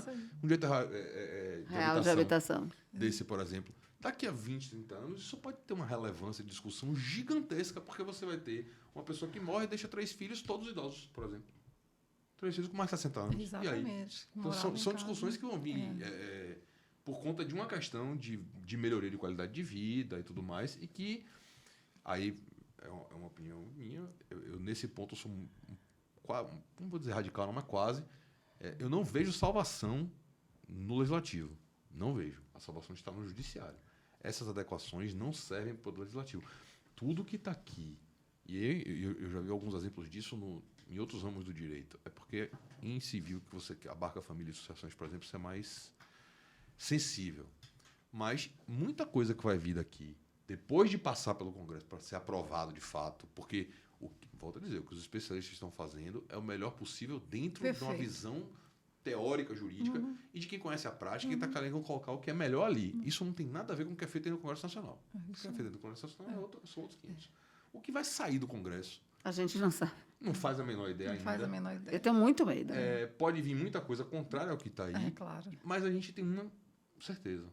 O judiciário já tem pensamento muito mais evoluído em todas essas questões. Então, há algum fio de esperança. Quando a gente fala da questão da união homoafetiva, por exemplo, quem teve que meter o dedo na ferida foi o CNJ. Eu lembro? Quem disse, não, pode fazer no cartório. O CNJ chegou lá e falou, né? vou botar o dedo nessa ferida aqui, já que ninguém quer colocar, e vou resolver. E estamos falando aqui de um órgão que, em tese, nem faz parte do sistema judicial. Ele é extra, né? Está fora com um órgão de controle. Então, a minha esperança nesses pontos daí residem cá no judiciário. E aí eu queria, no bojo dessa quase pergunta, fazer igual a Freire, pergunta palestra, teve alguma coisa, professora, que você bateu o olho assim e falou, isso aqui é inconstitucional até a alma ou não? Por estar vindo de especialistas e tal, você acha que a gente já saiu um pouco vacinado nesse anteprojeto? Nossa, que pergunta. Vamos lá. Não, eu não vi algo assim gritante.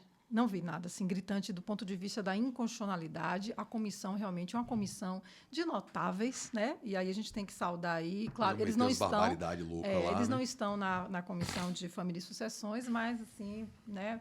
Quer dizer, de sucessões, né? Pablo Stoso e Edivaldo Brito, a gente podia falar, Sim, já citar os gente. nossos grandes professores, né? Gente. Conterrâneos, nossa gente, né? Aí fazendo juiz aí Orlando Gomes, Rui Barbosa, Teixeira de Freitas, então Calmon de Passos, então a gente tem que realmente louvar, porque essas pessoas estão lá e assim atentas, porque é muita coisa, gente, são mais de 1000 artigos, sabe? E assim na própria Comissão de Família e Sucessões, né? Rosa Neri, né? Maria Berenice, Gisele Deronaca, Mário Delgado, é porque às vezes, isso aconteceu na redação do Código Civil 16, na redação do Código Civil de 2002. Nós, repita, se a gente não tem um novo código, não será um novo código, é uma reforma, é uma atualização, é quase um novo código, mas não é um novo código. Então, assim, muita preocupação, mas assim, tem a questão das ideologias também, né? Então, assim, não vai dar para dizer o novo código. É um novo, não, mas assim, tem algumas impropriedades. Impropriedades, a gente acho que deve, né, fazer crítica, louvar o que tem que ser louvado. Lógico. Mas, assim, temos algumas impropriedades, sim. Do ponto de vista sucessório, o que me chamou a atenção é a continuidade da taxatividade das causas de exclusão por indignidade e deserdação. Novas causas vieram. Então, a questão do abandono afetivo, por exemplo, a questão da violência psicológica, a violência doméstica, louvável, realmente muito interessante. Mas, assim, não dá para prever todas as maldades humanas. Não dá. Não dá para prever todas as possibilidades, né, que me fariam querer afastar um descendente, um ascendente, enfim. A lei é muito pouca para isso, é muito rasa para isso, né? Então, assim, entendo que como uma vez, vamos aqui raciocinar com premissas, né? Então, uma vez que a indignidade e a deserdação, elas têm que passar pelo crivo judicial, sentença judicial, seja de forma automática, como agora é novidade, né, do ponto de vista do homicídio doloso, se for condenado, já exclui automaticamente, não tem que ter mais ação de exclusão por indignidade. Inclusive, acabou também a causa de crime contra a honra, não vai mais vir.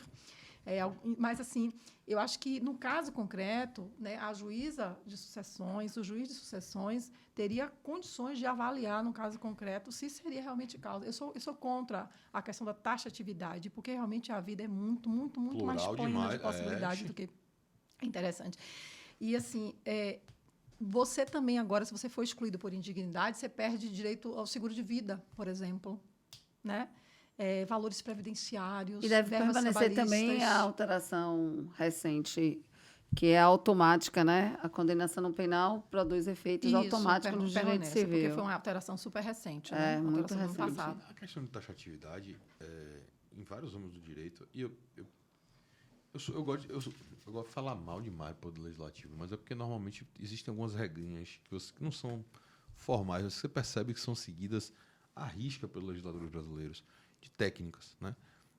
Taxatividade, em tese, você deveria utilizar quando você precisa localizar e isolar um problema, né? Então, você chega e fala, olha, como, sei lá, cassação de direitos políticos. Porra, a gente veio de um regime antidemocrático. Eu aí preciso causaria uma insegurança isso, jurídica muito grande se você não tivesse essa fechado, aí essa coloca clausura, ali, né? Quando você quer proteger, na verdade. Perfeito. Mas quando você, né, na lógica do que você falou aí, deveria ser o oposto. Você não deveria ter nenhuma taxação. Exatamente. Olha, você criar algum conceito um pouco mais aberto e abstrato, utilizando palavras propositadamente vagas, para você, de fato, colocar no colo do juiz. Isso. Fala, meu amigo, isso aqui... Maldades em geral. Pronto, ó, juiz, está aqui no seu colo. Mais ou menos Quando assim. tiverem maldades em geral, Perfeito. você vai declarar dessa maneira. É interessante. E dentro de família e sucessões também, mas família também, parece que isso deveria acontecer com uma frequência maior. Né? Quanto mais aberto, melhor. É maior, porque assim, em relação à deserdação, por exemplo, né, que só pode ser feita através de testamento. O testamento é uma testemunha das nossas emoções. Então, a gente, né, e que varia muito, né, nos nossos desejos, enfim.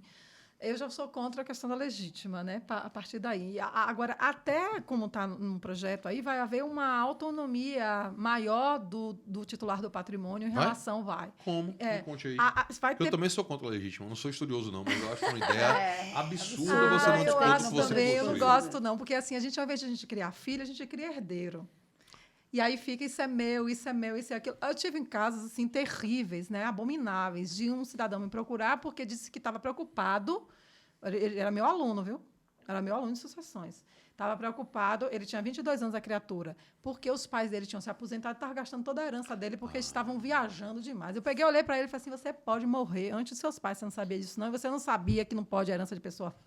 E você devia ter Porque tomado mais surra de cinto quando era pequeno, tá com a cabeça muito... Tá muito vazia. Né? Gostei não. Então, assim, pelo projeto do Código Civil, veio uma novidade muito grande, que é a possibilidade de você, a legítima está mantida, viu, gente? Está mantida no nosso sistema, diferentemente da Inglaterra, dos Estados Unidos, que não tem legítima. E aí uma questão interessante, eu gosto sempre de ver a questão da história, formação cultural, que isso vai influenciar diretamente a elaboração dos nossos sistemas. E aí, nós somos um país de tradição cristã, né, católica, enfim. Então, é mais fácil, né, um camelo passar por um buraco de uma agulha do que um rico encontrar o reino dos céus, né? E tem um ditado, eu sempre brinco com esse ditado. Quem conhece um ditado? Quem pariu maus os teus que os balance. Eu pensei que era Matheus. Eu vou falar aqui agora, todo mundo... Não é não. Todo Matheus mundo é. não tem nada a ver com isso. Coitado de Porque Matheus. quem pariu João, Rafael, não. Tá no mesmo. Então, quando os portugueses aqui chegavam, falavam assim, quem pariu maus os teus que os balance. Quem pariu maus os teus. Aí ficou Matheus, né? Porque, na verdade, o nosso sistema é construído assim, a questão da solidariedade, né? Então, se você tem um mínimo de patrimônio, 50% do patrimônio deixa para eles, porque senão vai sobrar também para o Estado. Então, a questão da solidariedade cristã, que é ver para a solidariedade jurídica. Na Inglaterra e nos Estados Unidos, de cunho protestante, é uma glória ter patrimônio. Não tem pecado nenhum. Sim. Não tem nada disso. E você faz o que você quiser com o seu patrimônio. Tá? Então, aqui a gente tem a reserva da legítima, mas, pelo projeto, vai ter uma movimentação do titular aí que pode doar dentro da legítima. Por exemplo, vamos imaginar que ele tem 5 filhos. Então, se tem um filho que ele acha que precisa mais, por conta Ele da pode vulnerabilidade, beneficiar ele dentro pode da beneficiar legítima até e com não um do quarto. fora. Exatamente. Ele pode fazer um testamento e dentro da legítima mesmo ele ampliar um pouco. Eu não sei como, eu juro para vocês que assim não está muito explicado como é que vai ser isso, né? Na prática vai dar uma confusão desgraçada, né? Mas teria esse espaço. Só de abrir um pouco Eu mais, acho também. autonomia é Pronto, ótimo, então, né? realmente é um ponto muito positivo. Eu entendo de você poder dar um espaço maior de autonomia para Calma, deixa eu passar na comissão. Não, mas veja, esse é o tipo de dispositivo que encontra eco num Congresso Nacional como que a gente tem hoje. Mais ou Encontra, menos. eu acho. Mas eu acho que corre risco, por exemplo, de você violar a isonomia de filhos. Mas veja, mesmo aquelas... Em vários mesmo sentidos. Mesmo os pensamentos que buscam, em questões conservadoras, tal, preservar a questão dos filhos, são os mesmos pensamentos que são machistas até o último fio de cabelo. Ah, sim. E essa questão da legítima, ela ofende muito o pensamento machista. Mas demais. O cara pensar que a exclusão do cônjuge como herdeiro necessário. como herdeiro necessário já atende isso de alguma maneira. Perfeito. Não há como você negar que dentro do Congresso Claro. os deputados vão olhar para esse dispositivo e Ótimo. sorrir. Perfeito. Vão achar sensacional. Não quero deixar para minha E mulher. outros exatamente, e outros parecidos. Não, dá pra Não precisa negar usar mais isso. fraude, não precisa mais fazer mais fraude no Acabou casamento. esse negócio, vou botar aqui no nome de fulano, de cicrano e tal. É inegável isso, velho. Exatamente. É Desconsideração tem que inversa essa pensar. pessoa jurídica não precisa mais. E outra, né? Você tem essa... a gente poderia chamar esse artigo aí de artigo Fábio Júnior, artigo Gretchen, realmente. Porque, de fato, a gente tem... Inclusive, a gente tem colegas que já estão aí lá no segundo, terceiro, quarto divórcio. Sim, E que a pessoa não entendeu que o instituto não é para ele no casamento. é verdade. Ela continua insistindo. Não, eu vou Você continuar está sendo casando. coach de família. Viu? Coach reverso. Coach Coach reverso. reverso. Mas Você olha, entendeu que esse instituto não lhe Não é para cabe? você, rapaz. Não case mais. mas vocês me deixam só fechar uma coisa em relação Claro. à Pelo advocacia amor de Deus. hereditária, por gentileza, porque assim, como é o instituto mais importante, quase ninguém faz testamento no Brasil, não é verdade? Então, a maioria das sucessões realmente é a sucessão legítima, né? Então, assim, vai haver realmente uma mudança muito significativa na ordem de vocação hereditária, né? Muito grande. Vai ter diferença entre irmãos unilaterais e Não, bilaterais? essa saiu. Essa Ah. saiu, caiu. Então, assim, o fato de você ser irmão bilateral, ou seja, como a gente fala no interior, né? Por parte de pai e de mãe, né? Aí, no caso, vamos imaginar. Então, eu morria, e aí eu tinha 2 irmãos por parte de pai e de mãe, e um irmão só por parte de pai. Então, esse irmão é irmão unilateral, né? Ou Teria fraterno, direito à outro irmão metade, bilateral, ou né? germano. Então, aí o que acontece? A regra que Caio Mário da Silva Pereira estipulou 2-1. Então, por exemplo, eu sou péssima de cálculo, né? A gente só fica, eu sou a gente boa. só fica boa quando vai ganhar os honorários. Mas, assim, então vamos imaginar que seja 500 mil, uma casa que vale 500 mil. Então, esses 2 irmãos receberiam 200 mil cada um e o outro 100. Isso acabou, tá? Acabou. Então, assim, a valorização das famílias anaparentais. Na minha casa, né? Eu sou do segundo casamento, então eu tenho filhos com o André e André tem filhos também. Não tem diferença, são irmãos. Eles são irmãos, eles se amam demais, um é padrinho do outro. Agora nasceu o netinho de André, os meus filhos que vão ser padrinhos. Então, essa valorização. Eu acho que... E antigamente, engraçado, né? Por conta da questão da rivalidade, porque não havia o divórcio, e quando a mulher se separava e o homem construiu outra família, tinha uma rejeição da família, né, Sim. antiga. Então, né? Então, falava assim, ao invés de falar assim, fulano é meu irmão, fulano é filho do meu pai, fulano é filho da minha mãe. Olha só que coisa. Isso é maluquice, é doideira, eu já né? tive um cunhado, inclusive, que dizia assim, vem cá, meu filho, O filho de seu pai é seu irmão, seu maluco. Mas é. É claro. Então, essa questão é uma questão interessante. Aí acabou. Mas, só para voltar à questão da ordem de vocação hereditária, eles... acho que a comissão se encontrou assim numa situação meio assim de beco sem saída. Porque foram muitas críticas, com razão de ser, à concorrência sucessória do jeito que está no inciso 1 do 1129, né? E aí tinham algumas possibilidades, né? Eles optaram pela possibilidade mais simples. Então, por exemplo, no Código Civil Português, porque é interessante a experiência internacional. A gente não vai fazer o transplante, mas a gente raciocina e tal, como é que é lá. E analisa, inclusive, como é que funciona no pós. Muito bem. Isso aí depois disso aí. Perfeito. Teve Que perrengue, aconteceu, não teve. Exatamente. Então, no Código Civil Português, quando trata da ordem de vocação hereditária, também tem a concorrência sucessória lá. Só que aí fala que vai haver uma concorrência independentemente do regime de bens. E aí o cônjuge só será excluído se o outro fizer um testamento. Mas aí qual foi a justificativa no Brasil plausível? Quase ninguém no Brasil faz testamento. Sim. E a grande questão era sair da separação convencional de bens. Aí, em outros países da Europa, tem, por exemplo, uma seguinte questão, que é a questão da concorrência sucessória, porque recentemente a gente teve atualização no Código belga, no Código suíço, no Código francês, aquela questão do ocaso das codificações, mas lá na Europa a gente teve um movimento recente de atualização dos códigos, né? E aí, em um outro código era assim, você permite nos regimes comunheiros só. Só nos regimes comunheiros você permite a concorrência sucessória para afastar da separação convencional e aquele pensamento de Nancy Andrighi que eu tinha falado aqui no início do nosso bate-papo, né?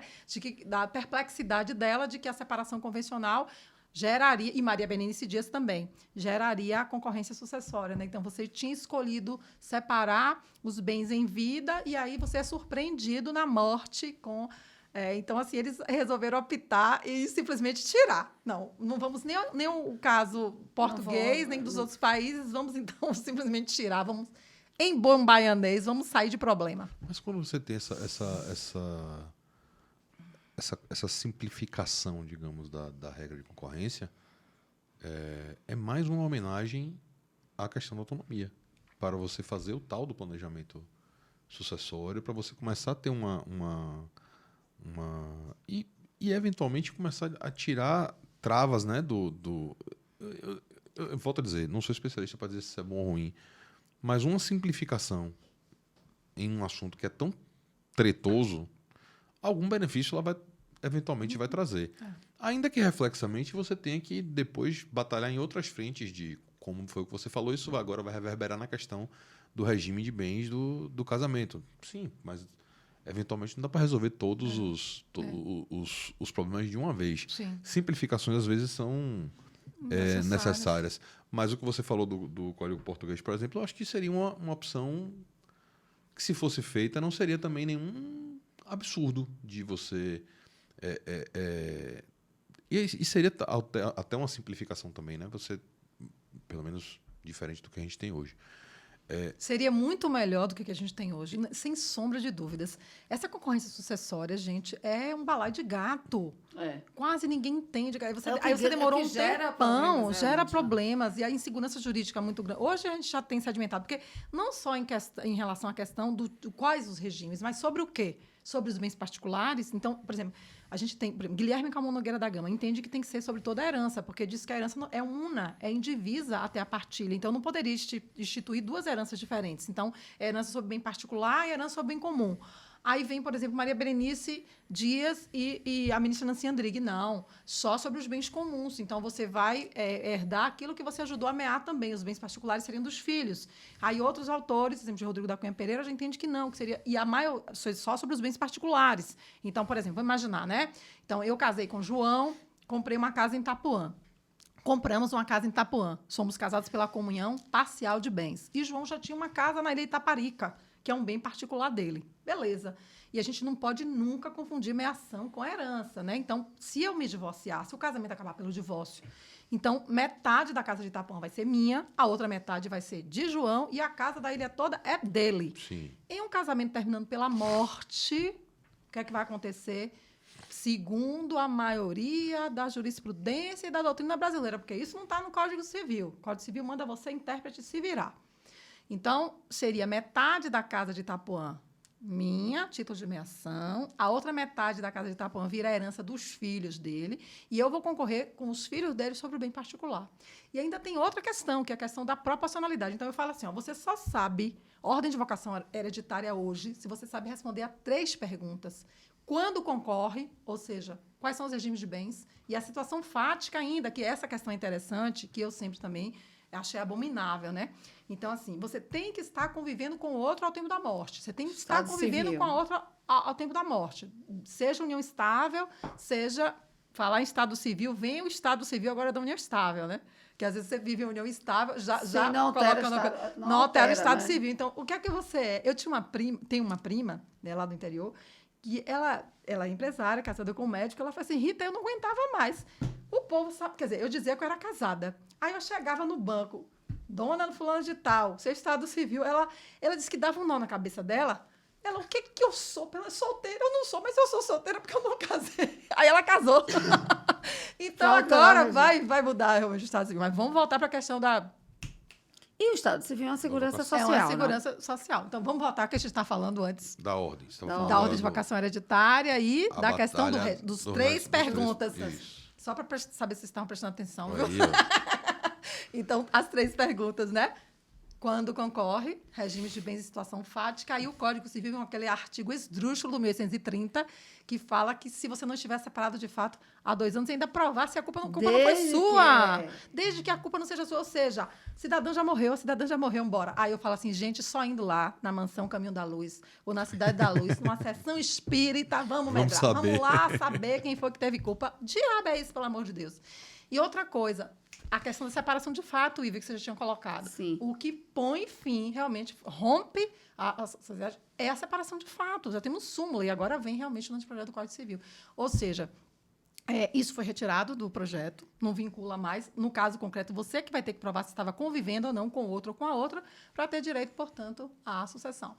E a questão das proporcionalidades, né? Porque é interessante que, se você concorre com filhos comuns, você tem tal proporcionalidade. Você tem direito à reserva da 4ª parte da herança dos bens particulares, no entendimento majoritário da doutrina da jurisprudência.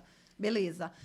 Se você vai concorrer com filhos exclusivos, filhos só do autor da herança, né? Você vai ter partes iguais. E outra coisa, cadê a família refletida na lei? As famílias recompostas, as famílias reconstituídas. Teóricas. Eu mesma sou membro de uma família recomposta, né? E aí eu tenho filhos, meu marido tem filhos também. Então, os meus, os seus, os nossos, né? Dessa sociedade cada vez mais comum, ainda bem, né? Que comporta isso aí. E cadê? A lei não traz. Aí a gente vai ter que ir para a jurisprudência. Eu lembro que uma das primeiras pessoas a falar sobre isso foi Giselda Eronaca. Em 2003, eu fui a um congresso do IBDFAM, em Minas Gerais, e estava lotado realmente o Salão do Ouro Minas Palace, e as pessoas, a gente tentando entender, os juízes de família, defensores, advogados, professores daqui, tentando entender como é que seria isso. Então, hoje, realmente, é a solução que ela deu lá atrás. O que está na jurisprudência consolidado, o entendimento, inclusive, no STJ, é que, concorrendo com filhos, chamados filhos híbridos, eu até brinco, né? Mendel e as ervilhas. É engraçado, eu estava dando aula de desses, aí estava lá, filhos híbridos, aí entrou um aluno. Ele era da outra turma, né? Aí eu falei, professora, a aula aqui é de genética. Aí eu falei assim, não, meu amor, você é de que semestre do primeiro? Não, em breve você vai ver também que não é isso aqui. Então, nesse caso específico, concorrendo com filhos híbridos, né? Ou seja, filhos meus e filhos do meu marido que morreu, então, você tem algumas possibilidades, mas a possibilidade é que divida tudo igualitário e considera todos como se fossem filhos exclusivos, divide igualitariamente para ter menos confusão. Então, eram essas possibilidades que a comissão realmente se deparou, né? E aí preferiu realmente optar pelo mais fácil, voltar ao Código Civil 16, instituir a ordem de vocação hereditária exclusiva e sucessiva. Muito bem. A gente está caminhando para o final. Eu queria falar dos bens. Do regime de bens? Os meus bens. Os meus bens para cá, os meus bens para lá. Olha, gente, a gente falaria ainda mais 2 horas só de sucessões, porque é muita alteração que teve realmente a sucessão. É muita coisa, por incrível que pareça. Essa pergunta de regime de bens para a família, não? Não era em regime de bens, não. Era para saber dos bens. Os bens a gente teve alguma alteração em relação à natureza dos bens da sucessão? A natureza dos bens. Mas parte geral. Tudo. Parte geral. tudo, não é tudo, que participa, exclui algum bem, não exclui algum Em bem. relação à sucessão mesmo? Isso. Não. Aí, no caso, não tem mais. Saindo a concorrência sucessória, a questão dos bens particulares ou bens comuns era medida para a concorrência. Saindo a concorrência, aí Tanto faz. volta como Faz. todos os humanos da terra de Abrantes. Enfim, pode perguntar. Porque Não tem eu mais fiquei o que- com isso na cabeça, porque a diferença. O regime de bens vai deixar de fazer diferença, né? E tem uma questão interessante, perdão, que, né, lembrando do Sul e sendo solidária àquela situação, eu tenho uma sobrinha que é gaúcha, que está lá, inclusive, outro sobrinho também, a situação não é fácil, mas, assim, como eles foram muitos alemães e italianos, então, lá na Alemanha e na Itália, tem um costume de que o filho que cuida, aí vem a questão da ética do cuidado que está trazida no projeto do Código Civil, o filho que cuida do pai e da mãe, ele fica com a casa. E aí a solução que teve é o seguinte: o filho que cuidou nos últimos tempos, que ficou, ele tem preferência em ficar morando na casa e ele tem preferência a ser antecipado 10% do que é um hereditário dele e também de ficar com a posse dessa parte aí, né? Então, assim, vamos ver como é que isso vai se implementar. Engraçado que eu ouvi essas perguntas quando eu ia lá no Sul, né? Eu falei, mas isso não está na lei, isso é um costume de vocês, mas isso não está na lei, né? Não está na lei brasileira. E agora vem. E funcionava, agora vem. e isso funcionava para eles lá. Porque a questão é o seguinte, né? Onde não há conflito, né? Se não existisse conflito, se nós não tivéssemos essa natureza, o conflito é estrutural, né? E a gente precisa do conflito, é incrível. A gente precisa do conflito para viver, né? E se não existe conflito, o direito não existiria. Então, quando as pessoas têm consciência, porque é uma questão de uma obrigação moral e não uma obrigação jurídica. Então, quando as pessoas têm consciência, isso tudo se resolve. Não, foi ele que cuidou de papai, de mamãe, ele que vai ficar. Até melhor, quando é assim, obviamente, né? Mas, infelizmente, Não. é sempre E assim agora que isso vem. acontece. E agora vem. A questão do zelo e do cuidado espelhados no Código Civil. Eu acho isso Inclusive muito em bacana. sucessão, e não Em apenas em sucessão, família. perfeitamente. Não apenas em família. Professora, tem 1000 alterações aí, certo? A gente está falando só de sucessões, então eu estou cortando para um pedaço da torta aí. Óbvio que tem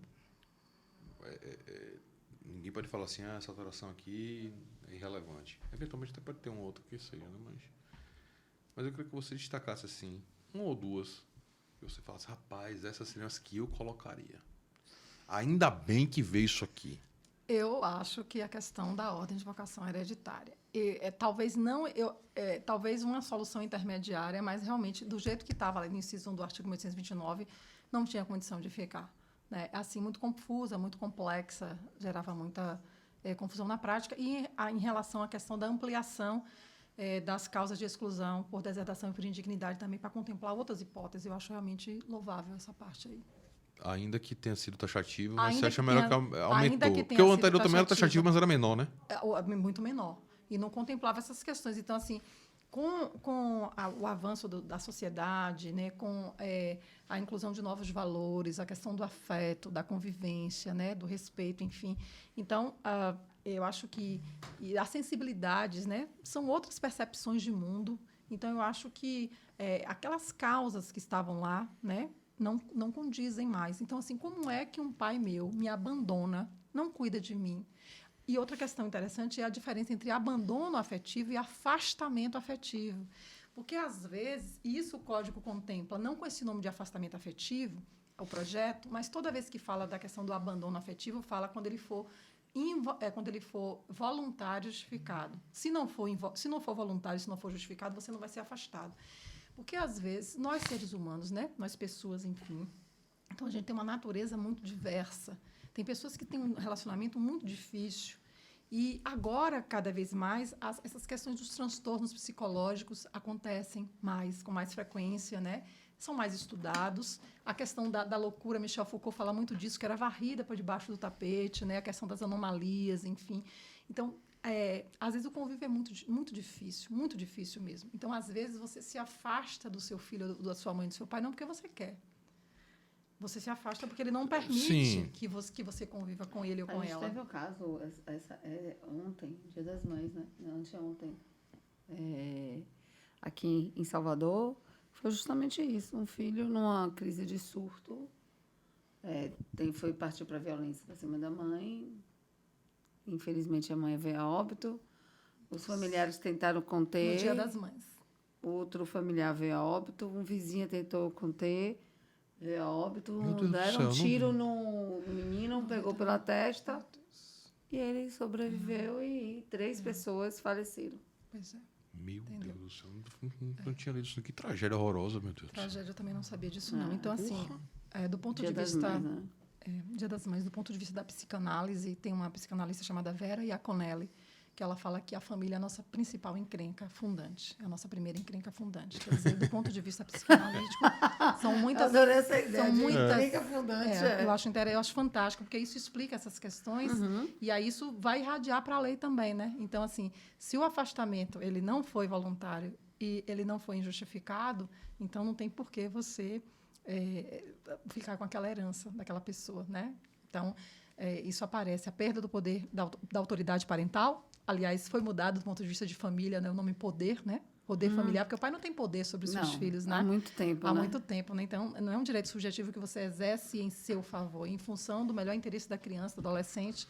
Então, a perda da autoridade parental também ficou listada como uma das causas de exclusão para a deserdação também. Pelo menos cresceu. Continuou taxativo, mas pelo menos agora tem mais opções. Isso, né? tem mais opções. Abre o leque. Você falou da questão da concorrência. Há uma solução posta pela comissão. Aí eu queria te perguntar 2 coisas para a gente encerrar. Primeiro, se você optaria por outro caminho e qual seria esse caminho? E se, do jeito que está, na sua opinião, você acha que passa? Bom, eu particularmente, diante das 3 possibilidades que foram apresentadas, que a gente colocou aqui, o caso português, o caso de outros países, enfim, eu acho que isso foi acertada em colocar como era antes no Código Civil e a gente agora ampliar para essa questão da autonomia, do ponto de vista do planejamento sucessório, da questão dos contratos paraconjugais, contratos conjugais. Eu acho que fica mais claro, entendeu? Muitas pessoas, assim, vários depoimentos, as pessoas foram surpreendidas. Poxa, mas eu nunca imaginava que eu fosse casar e por separação convencional de bens e depois ficar para o meu marido e minha mulher, não para os meus filhos. Não era isso que eu queria, enfim. São decisões difíceis, né? Então, vamos ver como é que vai ser implementado na prática isso aí, né? Eu acho que passa, sim. Do jeito que está. Do jeito que está, é mais fácil do que se tivesse a solução intermediária. E também, só outra coisa que a gente não falou, a questão da simplificação dos testamentos e a utilização dos meios tecnológicos. Então, hoje você tem a câmera, o vídeo, o áudio, formas muito mais fidedignas, principalmente na Covid-19, nós tivemos isso, né? Porque as pessoas não podiam estar com testemunhas, não podiam ter contato com outras pessoas, e essas foram utilizadas. Através também de braille, por exemplo, um cego, né, o deficiente visual. Por que ele só pode fazer o testamento dele público? Por que ele não pode fazer o testamento em braille? Já que, vamos imaginar que eu fale hebraico, eu posso fazer meu testamento particular em hebraico. Na presença de 3 testemunhas, se as testemunhas compreenderem. Ora, o braille é uma linguagem universal. Mesma coisa. Sim. Então, eu poderia... E também se fala o seguinte, a gente vê na eleição, né, diversão, está lá o tradutor de Libras. Nos cartórios deve ter, porque é essa questão de acesso à cidadania. Então, Perfeito. a questão dos direitos inclusivos também, né? Então, você fazer seu testamento da forma que você quiser, utilizando também a linguagem de sinais. Pô, interessante mesmo. Não Extremamente. tinha pensado por essa lógica, não. Essa linguagem que ele usa, né? No Perfeito. dia a dia dele, Claro. muito mais do que qualquer outra.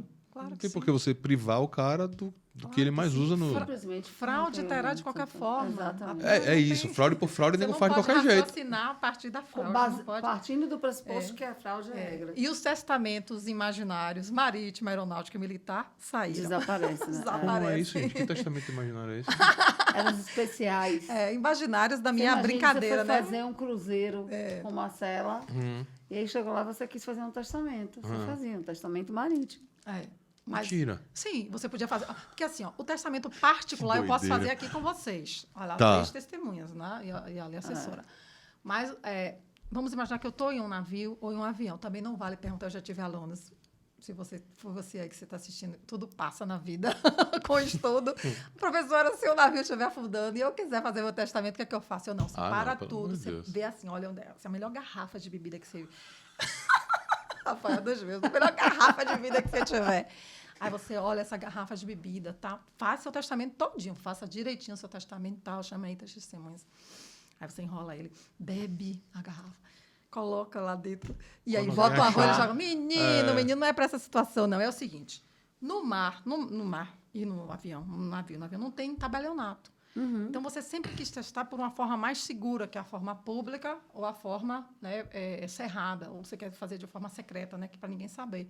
Então, o comandante do navio ou o piloto do avião faz, às vezes, de tabelião. Então, se Maomé não vai à montanha, a montanha vai a Maomé. E aí, quando desce, desembarca no destino final, aí aquilo é entregue para as autoridades aeroportuárias, alfandegárias, para levar para o tabelionato, para fazer isso. Isso quase não acontecia. E se Aliás, você não fizer o gente, que testamento que sob a loucura! forma ordinária, ele perde a vigência. Em 90 dias 90 caduca, dias. enfim, quer dizer, quem faz tem que morrer, porque senão morrer Não é válido. não é válido. Rapaz, Então, eu não esses conhecia isso. desapareceram Eu faltei essa também. aula, nunca tinha ouvido falar do... É isso, pessoal. A herança é uma coisa que os mortos deixam os vivos se matarem. Rapaz, Aqui mas o estamos povo é nós, criativo, viu, falando de para inventar essas É que modalidades. ela nem de- falou do testamento não não compatível. compatível. Deus do Aí céu. À beira da morte. Não, e o testamento não compatível é uma submodalidade do militar. Então, assim, e é para o soldado que está empenhado, ferido, e aí ele vai dizer oralmente a vontade dele para duas pessoas. Eu Aí sempre imagino o filme passando na minha É cabeça. o pra eu resgate poder do soldado explicar o que Ryan. é. O legislador, eu falo sempre, gente, fiquem calmos. O legislador ficava muito vendo o resgate do soldado Ryan e aí resolveu fazer Não esse fica tipo pensando, de rapaz, testamento. esse é o nível de exceção que o cara pensou, totalmente desnecessário, Pois né? é. Enfim, mas realmente vem atualizações contundentes, importantes, com algumas impropriedades, mas todas as atualizações são assim, todas as inovações legislativas são Sim. assim, mas eu acho assim que é um respiro, né? Nesse momento de que a gente precisa realmente de atualização. E a questão da herança digital também, que foi contemplada, que tiver valor econômico, isso é interessante, né? Então, foi incluída, por exemplo, senhas, contas, perfis de redes sociais, milhagem, qualquer programa de recompensa, isso tudo realmente tem um conteúdo intangível, econômico e pode ser objeto de herança. Já é bom de agradecer o fato de existir uma comissão composta por pessoas que realmente são do riscado, e participaram e fizeram um projeto Já faz toda a interessante. diferença. Já faz muita diferença. A gente não vê isso em todo momento de atualização legislativa, muito pelo contrário, a gente vê muita coisa feita nas coxas e depois a gente vê o problema lá depois, né? Então, ter a comissão, ainda que acabe acontecendo algumas questões, normal, vai ter que acontecer Não, mesmo. e outra coisa. Mas já é muito superior a não ter nada, né? As comissões permitiram acesso ao debate entre os juristas. Eu não sei se a professora participou, Participei. mas a gente teve Foi acesso uma à comissão, possibilidade. né? O professor Divaldo Brito e o professor Pablo Souza nos convidaram, e aí nós fomos, enfim, foi interessante bastante, que eles auscultaram, né? Exatamente. Senhoras e senhores, professora Rita Bonelli. Professora, obrigado demais por ter vindo aqui, disponibilizado seu tempo. Essa é a parte 1, né? Vai ter a parte 2, que vai ser quando for falar de família. Sim. Mas foi massa. Iluminou as trevas da minha ignorância em muitas partes de associações que eu não manjo zorra nenhuma. Só tenho a agradecer e esperar o próximo compromisso. Valeu. Muito bem, eu que agradeço, né, Ive e a Rafael, porque a gente tem que estar dialogando, debatendo esses temas, né? Porque assim é o nosso compromisso, né? A gente tem que falar mesmo, né? Então o conhecimento tem que ser compartilhado. Então eu que agradeço, estarei aqui quando vocês mandarem. Muito massa. Obrigado, Ivi, por você ter vindo hoje. Fiquei feliz, fiquei sabendo que você não Foi vem no que eu só próximo venho mês de inteiro. semana. Não. Acabou agora, dia 29. Dia 30 eu tô de volta. Então, é o resto do mês inteiro. Ai, falta 15 dias. Rafael. Pô. É que Semântica. só drama, né? Semânticas. Galera, obrigado por ficarem com a gente aqui até agora. Eu esqueci de lhe pedir para fazer inscrição no canal, curtir, né? Negócio dos blogueiros aí. Faz aí, faz inscrição, aperta sino e tudo mais. Quando sair episódio novo, você vai ser avisado antes de todos. Obrigado por ficarem com a gente até aqui. Até o próximo episódio. Valeu, tchau.